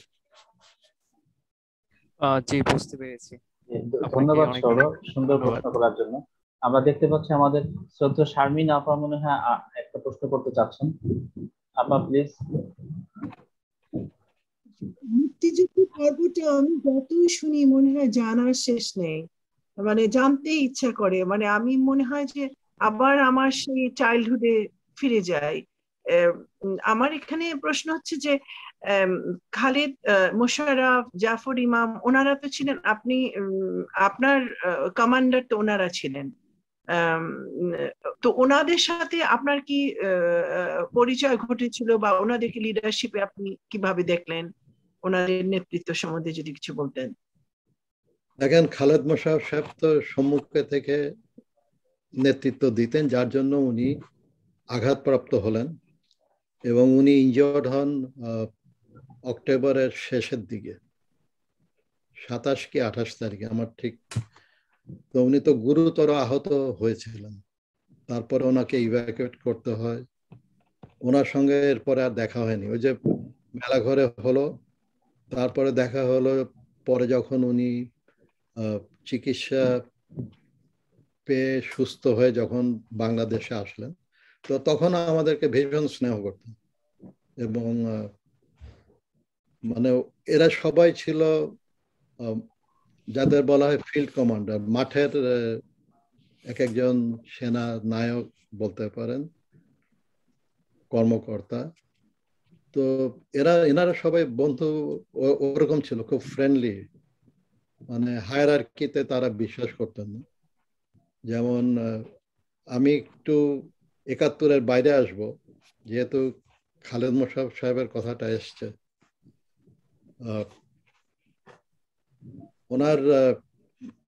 ওনার বন্ধু ছিলেন কেকিউ হুদা, কর্নেল হুদার ভাই। উনিও প্রয়াত। উনি ফ্লাইং ক্লাবের ছিলেন, চিফ ইনস্ট্রাক্টর এক সময়। ওনার বাসায় আমি একবার ছুটিতে এসেছি, আমাকে বলছে তুমি আমার বাসায় এসো রাত্রে, আমার বাসায় একটা ছোট অনুষ্ঠান। তো আমি কিছু নয়েজ হচ্ছে মনে হয় আফতাব, ধরতে একদম ঠিক আছে, কথাটা শুনতে পাইনি। মাঝখানে আমাকে হঠাৎ আমাকে উনি কে হুদা সাহেব আমাকে বললো যে তুমি আমার বনানী বাসায় এসো রাত্রে। তারপরে আমি গিয়েছিলাম, আমার সঙ্গে এক বন্ধু ছিল। তো গিয়ে দেখি খালেদ মোশাররফ সাহেব ওইখানে। তো ওনাকে দেখে তো আমি সিনিয়র অফিসার তখন সিজিএস, আমি উল্টো দিকে হাঁটা দিস, আমরা দুজন। তো বলতেছে এই কই যাও, বলে আমি এখানে আইছি। উনি তো কিন্তু আমাদের সঙ্গে ওইভাবে কথা বলতেন। বলে তোমার তো এখানে ভয় পাওয়ার কিছু নাই, তুমি আসছো এনজয় করো, যাও এই পাশের রুমে যাও। ওইরকম যে একটা বন্ধু, মানে খুব একটা ফ্রেন্ডলি সম্পর্ক। কেন উনি তো তা না হলে উনি কি করে এত লোকজনকে উদ্বুদ্ধ করেছিলেন ওই সময়, ঢাকা অপারেশন গুলো হয়েছে, হয়েছে। তো ওনার অবদান অনেক বড় যুদ্ধক্ষেত্রে। জাফর ইমাম সাহেব আমাদের সঙ্গে ছিলেন সব সময়, আমরা ওইভাবে কেটেছে। আমাদের প্রচুর স্বাধীনতা ছিল, নিজের বুদ্ধি বুদ্ধি বলবো না, নিজের জ্ঞান অ্যাপ্লাই করার উদ্দেশ্য ছিল কাজ করাই আর কি।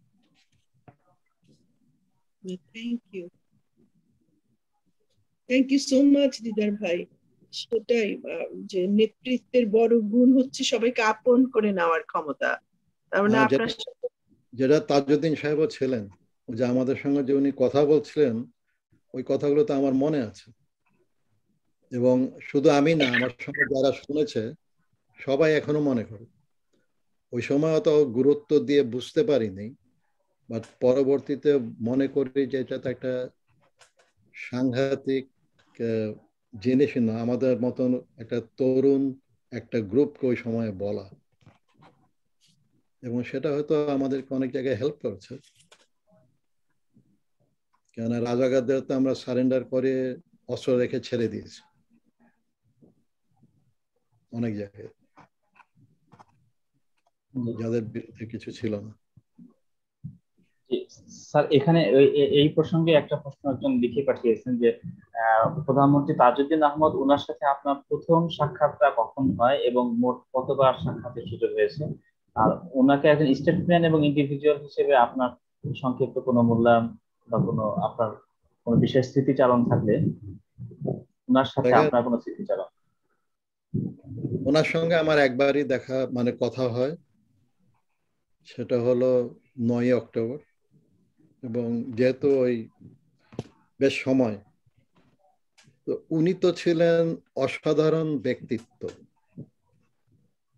কেন অসাধারণ না হলে আমাদের কাছে যেটা দুরূহ কাজ উনি ওটা করে গেছেন। আর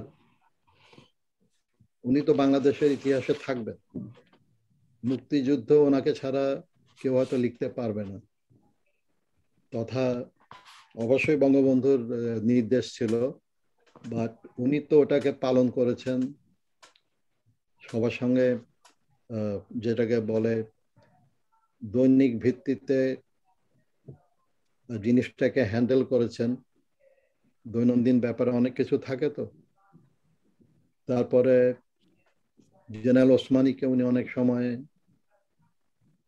দিক নির্দেশনা দিতেন, সেগুলো তো উনি করে গেছেন।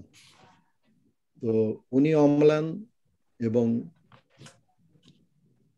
ওনারা যারা ছিলেন ওই সময় তারা তাদের জায়গা তো অবশ্যই থাকবে, এবং তাদের অবদান আমার তো মনে হয় না আমরা শোধ করতে পেরেছি বা পারবো।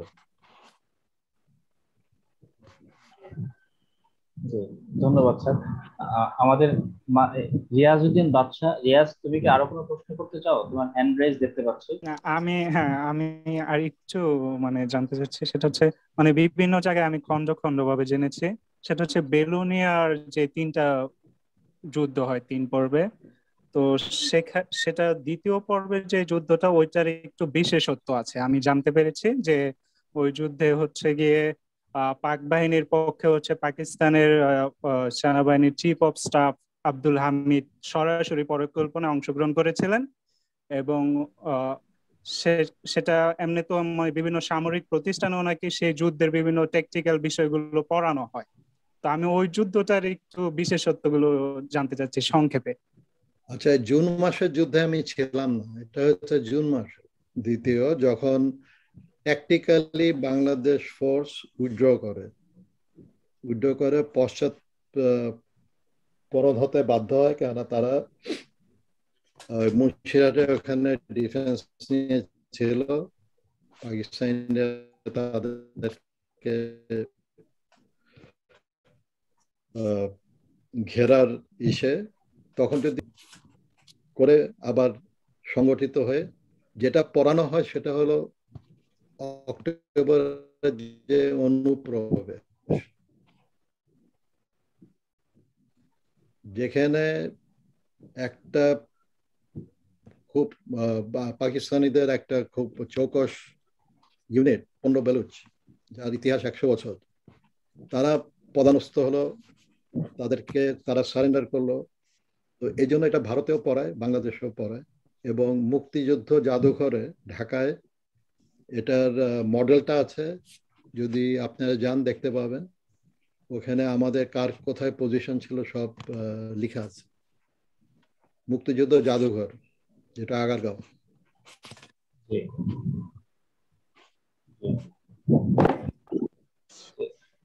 ধন্যবাদ রিয়াজ। আচ্ছা, আমরা মাঝখানে মঞ্জুরুল কারিম ভাই আপনার হ্যান্ড রেজ দেখতে পেয়েছিলাম। মঞ্জুর ভাই, আপনি কি কোনো প্রশ্ন করবেন? আমাদের প্রোগ্রাম আর 10 মিনিট চলবে, আমরা 10টা 30-এ শেষ করব। এখন বাংলাদেশ সময় 10টা 20 বাজে। তো আমরা মঞ্জু ভাইয়ের প্রশ্নটাই শেষ প্রশ্ন নেব, তারপরে আমরা একটু, আমাদের সাথে আসছেন কর্নেল মাহমুদুর রহমান চৌধুরী ভাই এবং ব্যারিস্টার তানিয়া আমিন ম্যাম। ওনাদের দুজনের অত্যন্ত সংক্ষেপে একটু কোনো মন্তব্য থাকলে সেটা শুনবো। এরপর আমরা 10 মিনিটের মধ্যেই শেষ করব। মঞ্জু ভাই, আপনার কোনো প্রশ্ন ছিল? হ্যাঁ, ধন্যবাদ আফরোজ ভাই। আমার প্রশ্নটা ছিল যে আমাদের সূর্য সন্তান তাজউদ্দিন আহমেদ স্যারের সাথে দিদার স্যারের কতবার সাক্ষাৎ হয়েছিল। অলরেডি আমি অ্যান্সারটা পেয়ে গেছি, তো ধন্যবাদ আফতাব ভাই। আচ্ছা জি, থ্যাংক ইউ। তো এ পর্যায়ে একজন প্রশ্ন লিখে পাঠিয়েছেন যে ন্যাশনাল মিলিশিয়া গঠন এবং এটাতে পরবর্তী পর্যায়ে অ্যাবলিশ করে দেওয়া হলো। তো এই ব্যাপারে আপনার এই ব্যাপারটাকে আপনি একটু এক্সপ্লেন করবেন কিনা, এটা একজন প্রশ্ন করেছে। যে আসলে এটা এক্সপ্লেন করার আমার কিছু নাই, যেহেতু ওই সময় আমি এটার সঙ্গে জড়িত ছিলাম এবং অনেক কিছু ছিল, তাদেরকে রাতারাতি বাড়ি পাঠানো, কেন পাঠানো হয়েছে এখনো আমি জানি না। তো না পাঠালে হয়তো, কেন এরা তো সব যোদ্ধা ছিল এবং তাদের হয়তো একটা পজিশন দেয়া উচিত ছিল, কেন হয় নাই, কি জন্য হয় নাই সেটা আমি জানি না। ধন্যবাদ স্যার। আমরা এতক্ষণ আমাদের প্রশ্ন উত্তর পর্বটা চললো। যারা প্রশ্ন করেছেন প্রত্যেকের প্রশ্নই খুব সুন্দর ছিল এবং প্রতিটা প্রশ্ন উত্তরে স্যার আমাদেরকে খুব দারুণভাবে ব্যাখ্যা করেছেন। সেজন্য প্রশ্নকর্তা এবং উত্তরদাতা হিসেবে সকলকেই আমাদের পক্ষ থেকে অনেক ধন্যবাদ। আমরা এ পর্যায়ে আমাদের প্রোগ্রামের একদম শেষ প্রান্তে আর মাত্র 8 মিনিট আমরা এই অনুষ্ঠানটা পরিচালনা করব। তো এই 8 মিনিটের মধ্যেই আমরা শেষ দিকে একটু আমাদের তরুণদের উদ্দেশ্যে স্যারের কোনো অ্যাডভাইস যেটা আছে, স্যারের যে উপদেশ, সেটা আমরা শেষ মুহূর্তে শুনবো। তার আগে আমরা 2 থেকে 3 মিনিট বা 4 মিনিটের মধ্যে আমরা একটু শ্রদ্ধেয় কর্নেল মাহমুদুর রহমান চৌধুরী ভাই এবং ব্যারিস্টার তানিয়া আমির ম্যাম, আপনাদের দুজনের মুখ থেকে কিছু কথা অত্যন্ত সংক্ষেপে শুনতে চাই। প্রথমে মাহমুদ ভাই বলবেন।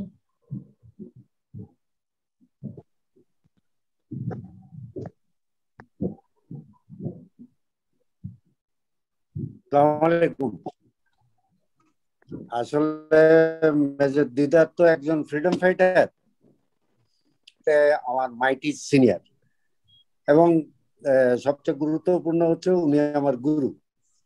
তো ওনার কথার উপরে কোনো মন্তব্য হতে পারে না। আসলে আমার কোনো মন্তব্য নেই। উনি যা বলেছেন ওনার অভিজ্ঞতাতে বলেছেন, এবং সব খুব ইন্টারেস্টিং ছিল, যদিও বেশিরভাগই জানতাম। তারপরে অনেক ধন্যবাদ। আমাকে লজ্জা দিলা, থ্যাংক ইউ। ধন্যবাদ। আমি বক্তব্য খুব মুগ্ধ হয়ে শুনছিলাম, এবং একটা জায়গা উনি বললেন সেটা আমাকে খুব টাচ করেছে। সেটা উনি বললেন যে পাকিস্তানি সেনাদেরকে ওনারা সাদা পতাকা ছিল তখন ওনারা খুব নার্ভাস মনে হচ্ছিল। উনি বললেন যে জেনেভা কনভেনশন অনুসারে তোমাদের ট্রিট করা হবে। আমি জানতে চাচ্ছি এটা কি এই অনুভূতি কি ওনাদের প্রশিক্ষণের অংশ ছিল? এবং উনি আরো বলেছেন যে কোনো একটা জায়গায় উনি দেখেছিলেন যে পাকিস্তান সেনারা একজন নারীকে কিভাবে নির্মমভাবে হত্যা করেছিল, তার সন্তানও তার কোলে ছিল। এই যে ডিফারেন্সটা, এটা ভেতরেই ছিল নাকি এটা প্রশিক্ষণের অংশ? যে we are not like you, এই কথাটা তিনি বলেছিলেন। জি, ধন্যবাদ। আমাদেরকে যখন যৌথ বাহিনী ৩রা ডিসেম্বর থেকে কাজে মানে যুদ্ধ শুরু হয়, আর আমরা যেহেতু একটা রেগুলার ইউনিট, রেগুলার মানে পদাতিক ইউনিট এবং ইউনিফর্ম পরা, তো আমাদের জেনেভা কনভেনশন মানার জন্য ১ নম্বর নির্দেশ ছিল। কেননা পরবর্তী অনেকের বইয়ে পাবেন, এমনকি জেনারেল জ্যাকবের বইয়েও আছে যে পাকিস্তানিদের বলছে তোমরা যদি না করো মুক্তিদের হাতে ছেড়ে দেবো, রিটার্ন। তো ওই জন্য আমাদেরকে বলেছিল যে তোমরা এরকম কিছু করবা না। আর আমার সিও বলেছেন, আমরাও জানতাম, কারণ আমরা তো ওদের মতন ট্রিট করবো না। ওরা তো যদি সারেন্ডার করে উইল অ্যাকসেপ্ট ইট। কেননা বেলোনিয়াতেও তো ওরা ৭১ জন সারেন্ডার করেছিল, তাদের তো কিছু করা হয়নি, হ্যান্ড ওভার করা হয়েছিল ভারতীয়দের।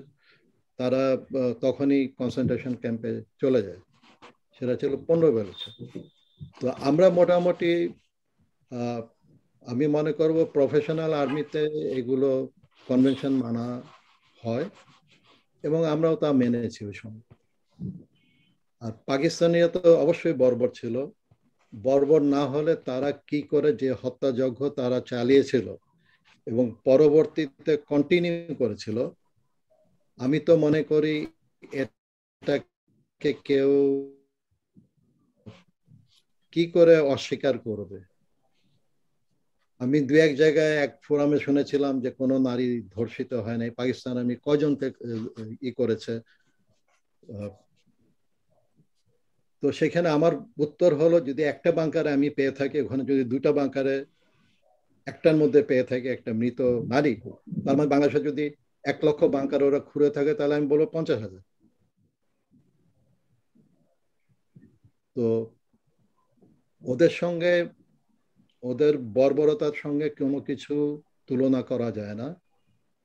যেহেতু আমরা এখন পর্যন্ত, তারা মাহমুদ ভালো বলতে পারবে, এদের তো যারা বাংলাদেশে এরকম হত্যাযজ্ঞ চালিয়েছে তারা আবার পরবর্তীতে পাকিস্তান আর্মিতে অনেক উপরে উঠেছে, তাদের বিচারের কোনোদিনও হয়নি। তো আমি এই বলেই উত্তরটা শেষ করতে চাই। জি জি, ধন্যবাদ স্যার। ধন্যবাদ ব্যারিস্টার তানিয়া আমির ম্যামকে সুন্দর প্রশ্ন করার জন্য। আচ্ছা, আমাদের কাছে আমরা শেষ করব, তবে আর একটা প্রশ্ন, আরো কয়েকটা প্রশ্ন আসছে, তার মধ্যে একটা প্রশ্ন যদি স্যার আমরা নেই। একটা প্রশ্ন আসছে এরকম যে আপনি আপনার আলোচনার মধ্যে একটা জায়গায় বলেছেন যে এপ্রিল মাসে যখন মুজিবনগর সরকার গঠন করা হয়, তখন আপনাদের মধ্যে একটা এই ধরনের একটা অনুভূতি আসতে শুরু করে যে পরিপূর্ণ একটা যুদ্ধের রূপ নিতে যাচ্ছে, এটা একটা পরিপূর্ণ, এই যে পরিপূর্ণ যে যুদ্ধ, এই বোধটা যে আপনার আসলো, এটার মধ্যে আসলে কোন ফ্যাক্টর গুলো আপনার মধ্যে কাজ করেছিল যে আপনি বুঝতে শুরু করলেন যে এটা একটা পরিপূর্ণ যুদ্ধে রূপান্তরিত হলো? ওই সময়টা কোন ব্যাপারটা আপনার মধ্যে এই ফিলটা আনে? একটা জিনিস মানে আমি মনে করি একটা জিনিস পরিপূর্ণ না যতক্ষণ পর্যন্ত রাজনৈতিক এবং সামরিক একটা অভিযান হচ্ছে, এর মধ্যে রাজনৈতিক নির্দেশনা না থাকলে জিনিসটা কন্ট্রোল আয়ত্তের বাইরে চলে যাওয়ার কথা। কেন তখন তো যেটা বললাম, আমার তো অস্ত্র আছে, আমি যা ইচ্ছা তা করলাম, আমার কোনো কেউ আমার থেকে কোনো উত্তর চাচ্ছে না, আমার অ্যাকাউন্টেবিলিটি নাই। তো আর সরকার যখন গঠন হয়েছে এবং আমরা জানি তখনই যে আওয়ামী লীগের নেতৃত্বে এনারা, তাজউদ্দিন সাহেবের কথা তো ধরেন আমরা আগেও জানতাম, যখন ইয়াহিয়া খানের সঙ্গে নেগোসিয়েশন চলছে, তো ওনারা যেখানে সম্পৃক্ত সেখানে তো আমাদেরকে আরো উৎসাহিত করেছে যে না, এখন একটা অবকাঠামো হয়েছে, এখন আমরা যেতে পারি, এবং সেটাই আমাদেরকে প্রেরণা দিয়েছে। এবং এটা আমি না স্বীকার করার কোনোই নাই, অবকাশ নেই। জি, ধন্যবাদ স্যার। আপনি আমাদের প্রত্যেকটা প্রশ্ন অত্যন্ত ধৈর্যের সাথে বেশ সুন্দরভাবে গুছিয়ে তথ্যবহুল উত্তর দিয়েছেন। যারা অংশগ্রহণ করলেন তাদের সকলকেই আমাদের পক্ষ থেকে অনেক অনেক ধন্যবাদ। বিশেষ করে আমাদের শ্রদ্ধেয় শারমিন আপা, শ্রদ্ধেয় মাহমুদুর রহমান চৌধুরী ভাই, শ্রদ্ধেয় ব্যারিস্টার তানিয়া আমিন ম্যাম, আপনারা আমাদের সঙ্গে এতটা সময় ধৈর্যের সঙ্গে শ্রোতা হিসেবে কাটালেন, এটা আমাদের জন্য সত্যি অনেক বড় পাওয়া। এবং আমরা আজকে যেই আমাদের একজন বীর মুক্তিযোদ্ধা, তার মুখ থেকে যে আলোচনা শুনলাম, এটা আমাদের সত্যি অনেক বড় সৌভাগ্যের যে আমরা এখনো মুক্তিযোদ্ধাদের মুখ থেকে কথা শুনতে পাচ্ছি। আমরা আরো দীর্ঘদিন যাবৎ এই মুক্তিযোদ্ধাদের কাছ থেকে কথা শুনতে চাই। এই শোনার পথ চলা অব্যাহত থাকবে ইনশাল্লাহ। তো স্যার, আমি এই পর্যায়ে আমি সবার থেকে বিদায় নিচ্ছি। সকলকে অসংখ্য ধন্যবাদ জানিয়ে সিতারা পরিবারের পক্ষ থেকে আমাদের পরবর্তী প্রোগ্রাম হবে আগামী শুক্রবার রাত 9টায়। সেখানে থাকছেন আমাদের দুজন বীর মুক্তিযোদ্ধা থাকবেন। একজন ব্রিগেডিয়ার জেনারেল জাহাঙ্গীর আলম, উনি ডিএলএফ এর সদস্য ছিলেন। আরেকজন থাকবেন হচ্ছে মেজর কাদিরুজ্জামান। এই দুজন স্যারের থেকে আমরা আলোচনা শুনবো আগামী সপ্তাহে। সেখানে অংশগ্রহণ করার জন্য সকলকে আমাদের পক্ষ থেকে অনুরোধ থাকলো। তো আমি বিদায় নিচ্ছি, আল্লাহ হাফেজ। এ পর্যায়ে স্যার আপনার কাছ থেকে আমাদের জানতে চাওয়া যে আমাদের তরুণ প্রজন্মের উদ্দেশ্যে আপনার যে মূল্যবান উপদেশ, এই উপদেশের মধ্য দিয়েই আমাদের আজকে অনুষ্ঠান শেষ হবে। স্যার, আমাদের উদ্দেশ্যে আপনার উপদেশ। আমার একটাই আরজ বলেন নিবেদন, যে আমরা দেশকে ভালোবাসবো এবং সত্য কথা বলবো।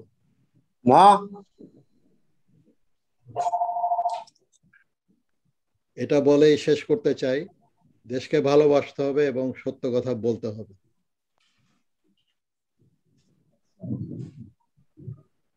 ধন্যবাদ।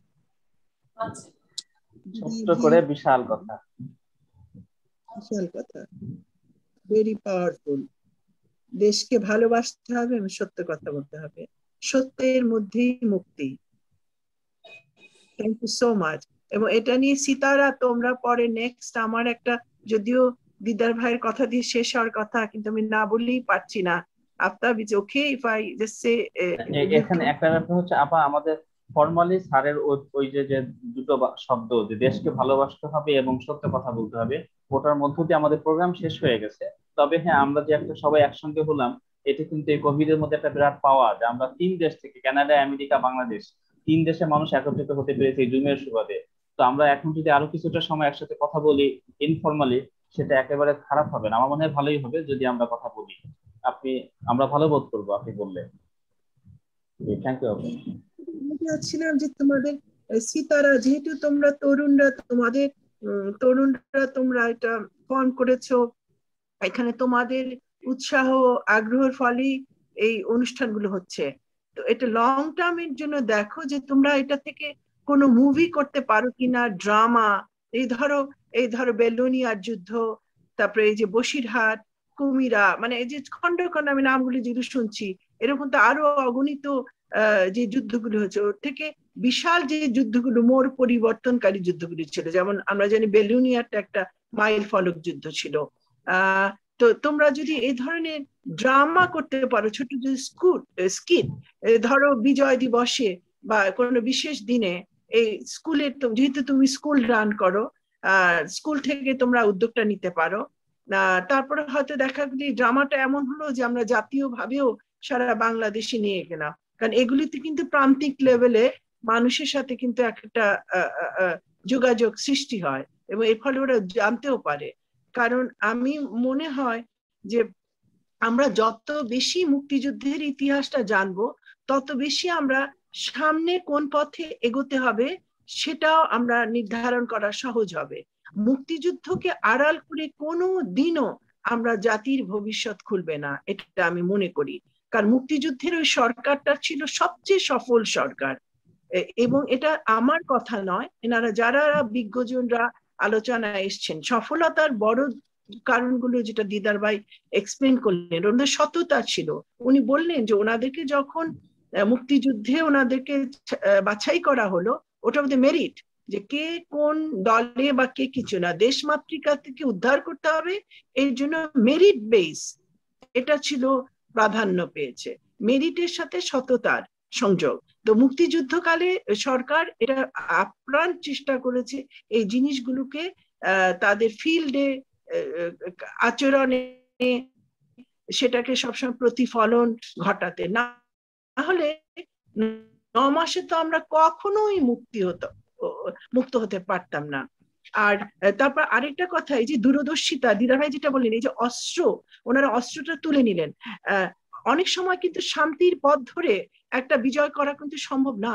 আমরা বিশ্ব ইতিহাসে এটা দেখেছি যে যখন বড় বড় ধরো রোমান সাম্রাজ্য বা এই যে ধরো প্যালেস্টাইন ইসরায়েলের সাথে নেগোসিয়েশন কেন ফেইল্ড হয়ে যায়, প্যালেস্টাইন দুর্বল, ইসরায়েল সামরিকভাবে ভীষণ সবল, আর সবল কেন বসবে দুর্বলের সাথে?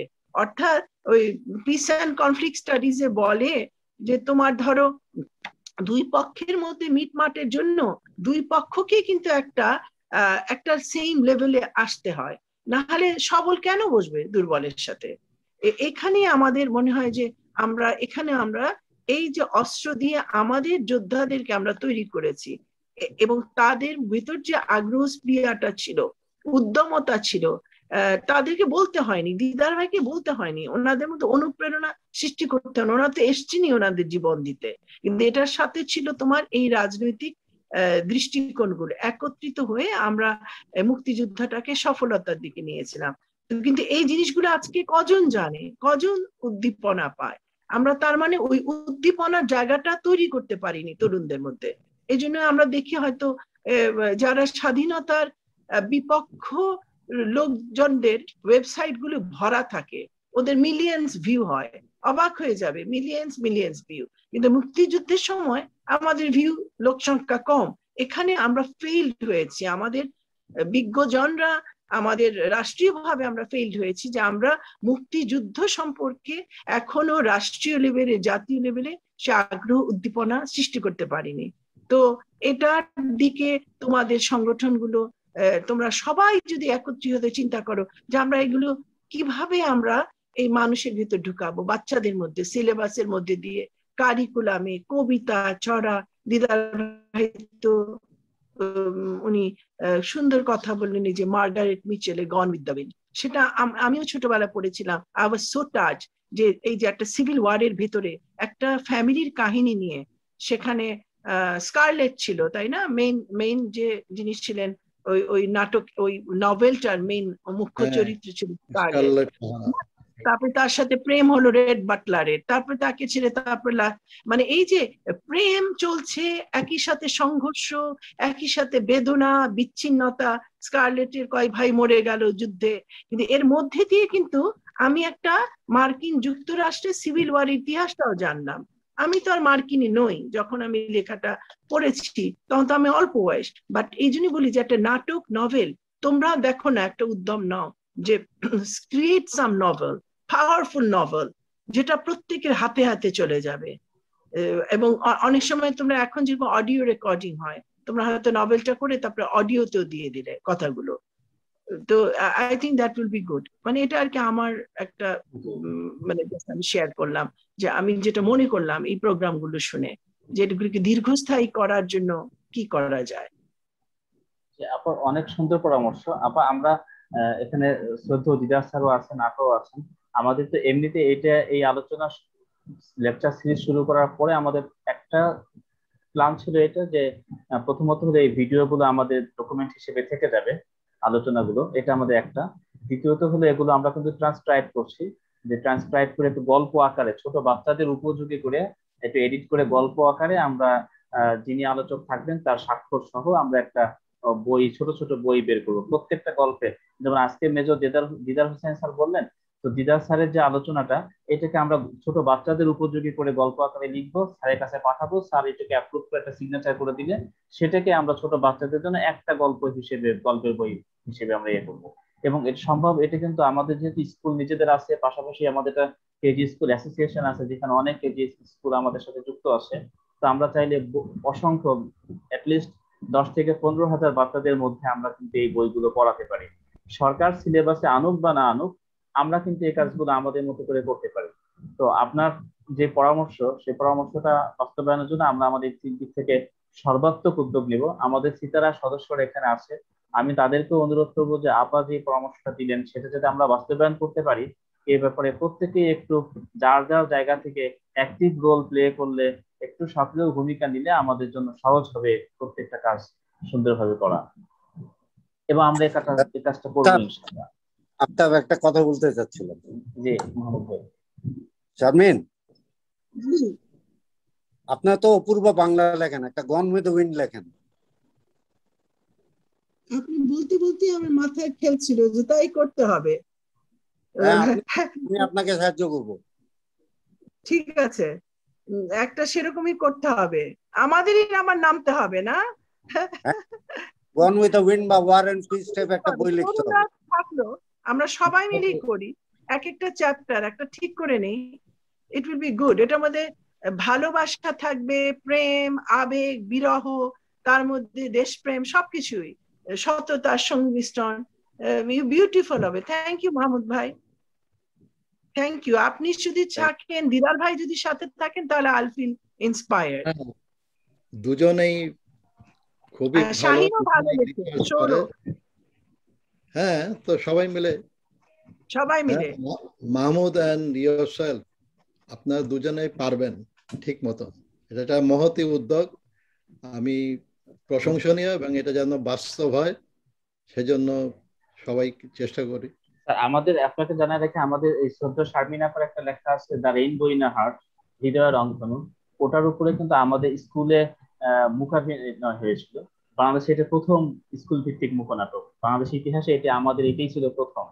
তো আমরা ইচ্ছা করলে কিন্তু পারি আপনাদের এই যে ছোট ছোট যে যুদ্ধগুলো, বেলুনিয়ার যুদ্ধ সহ বিভিন্ন জায়গায় যে উল্লেখযোগ্য যুদ্ধগুলো, এই প্রত্যেকটা যুদ্ধের উপরে কিন্তু আমরা একটা একটা ছোট ছোট নাটিকার মতো আমরা কিন্তু ক্লাস 8, 9, 10 এর বাচ্চাদেরকে নিয়ে তৈরি করতে পারি, এবং সেটা আমরা বিভিন্ন জায়গাতে তৈরি করতে পারি। জি, খন্দকার মুশতাক কিরকম লোক ছিল এটা নিয়ে একটা হোক। জি, সে কি করেছে, সে কি করে বাংলাদেশ সরকারকে নাস্তানুবোধ করেছেন কলকাতায়, এগুলো তো কেউ জানেন না। জি, এগুলো সবই সবার জানা উচিত। আমি তো ওদিন পড়ছিলাম যে পাকিস্তানের প্রথম ল মিনিস্টার ছিল একজন হিন্দু, এবং তখন পাকিস্তান সেকুলার হবে বলে উনি জয়েন করেছিলেন। পরবর্তীতে 1950-এ ইস্তফা দিয়ে ইন্ডিয়া গিয়ে উনি রিফিউজি স্ট্যাটাস নিয়ে বাকি জীবন কাটান, এবং পাকিস্তানের প্রথম সংবিধান রচয়িতা উনি একজন। উনি ছিলেন ফরিদপুরের দলিত সম্প্রদায়ের লোক। ওনার নাম কি জীবন রতন? না, ওনার নাম হলো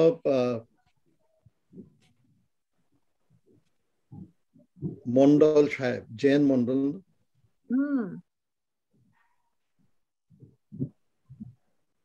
ইনশাআল্লাহ ওনার ইস্তফার আমি কপি পেয়েছি 15 পৃষ্ঠার। উনি লিয়াকত আলী খানকে ইস্তফা দিয়ে চলে গেছেন, যেহেতু পাকিস্তানের সেকুলার কালার নষ্ট হয়ে যাচ্ছে এই বিষয়ে উনি ফিল করেছেন যে ওনার এখন আর দেয়ার কিছু নাই।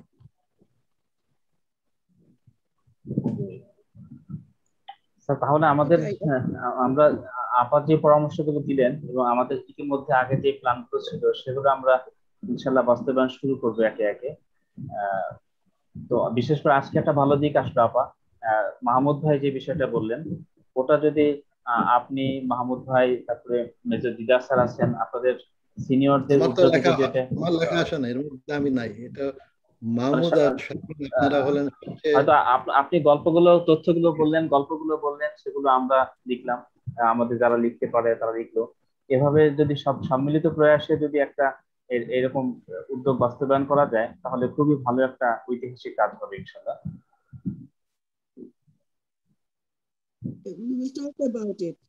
এটা ইমপ্লিমেন্ট করতে হবে, এখন আর সময় নেই, যা যা মনে হচ্ছে ভালো ভালো করে ফেলতে হবে।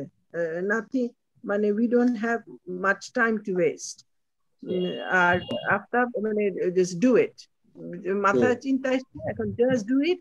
একটা ঠিক করো যে আমরা এই বছরে কি কি করব, নেক্সট ইয়ারে কি কি, একদম প্ল্যান, একটা লং টার্ম করো, শর্ট টার্ম করো, আর ইট উইল বি। আর তোমার এখানে লেখকও ভালো আছে, এই যে স্টোরিগুলো এতদিনে হলো এখান থেকে কিন্তু একটা নভেলের একটা হতে পারে, and it will very well it can be done. আর ওটার জন্য যদি কেউ লিখতে চায় আমার সাথে যোগাযোগ করুক তোমার সাথে, যে কারণ লেখার জন্য একটা নিরবিচ্ছিন্ন সময়ের দরকার হয়, খুব নিরবিচ্ছিন্ন। আমি যদি তখন কোস্টারিকা না থাকতাম, আমি সবসময় এটা বলি যে আল্লাহ তাআলা ওই সময় যে আমার হাজবেন্ডের তখন জবটা ছিল কোস্টারিকা, ওইটা যেন আমি বলেছি আমার হাজবেন্ডকে যে আমার এটা যেন তোমার জন্য না, আল্লাহ তাআলা একটা আমার জন্য একটা পথ খুলে দিয়েছে। কারণ সেখানে তখন জাতিসংঘের অনলি ইউনিভার্সিটি ছিল, সেটা ইউনিভার্সিটি ফর পিস। তো ওখানে যখন সে জবটা পেলো আমাকে বললো যে আমি কি যাবো ইউএসএ থেকে, কারণ আমরা তো এখানেই থাকি। আমার কেন যেন মনটা বললো যে না, আর বিশেষ করে প্রকৃতি পছন্দ করি, আগে একবার গেছিলাম, যে না না না যাও।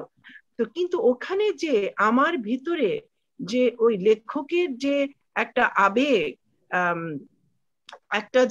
একটা একাগ্রতা, সেটা আমি কোস্টারিকা পেয়েছি। কারণ আমার একদিকে ছিল প্রশান্ত মহাসাগর, বিরাট বড় পাহাড়, সে পাহাড়ের ওই অঞ্চলটায় থাকতাম, চারিদিকে গাছপালা, পাখি, এবং ওখানে কোনো তখন ইন্টারনেট খুবই স্লো ছিলই না বলতে গেলে। And I tell you, all the WhatsApp, all the gadgets, these are big distractions. মানে আমি এখন ভীষণ ভাবে অপছন্দই করছি, কারণ দেখা যায় যে অনেক ব্যাপারে অর্ধেক কিন্তু অকাজে চলে যায়। তো একটা লেখককে আমি মনে করি যে তোমার আপ্পাও যদি এখন এটা ধরে, if I, and I think I may, I'll have to go into total silence for a year, তোমরা আমাকে পাবে না। বা যেই লেখকই করুক না কেন, সে যদি সবার মধ্যে থাকে বুঝতে হবে ও লেখার কাজ করছে না। মানে you have to go somewhere, একদম তোমার মানে একটা মানে একদম ডিস্ট্রাকশনলেস কোনো জায়গায় যেতে হবে, তাহলেই বড় সৃষ্টি হবে। ওই যে আইনস্টাইনকে বলেছিল না যে আপনি কিভাবে এত বড় থিওরিটা লিখলেন, যে ও মাই গুডনেস, তখন কোনো কিছু ছাড়া হাতে কলমে। উনি বলেছিলেন আমি আমার কল্পনার প্রয়োগ করেছিলাম। যে দুপুর 12টায় উনি যে প্যাটেন্ট অফিসে কাজ করতেন, ওনার বয়স তখন 25-26, সুইজারল্যান্ডে 12টার পর কাজ থাকতো না, উনি আকাশের দিকে তাকাতেন, ওই ঘড়ি দেখতেন, আর ওই কল্পনার রাজ্যে ঢুকে যেতেন। ওইভাবে ওনার সম্ভব হয়েছে।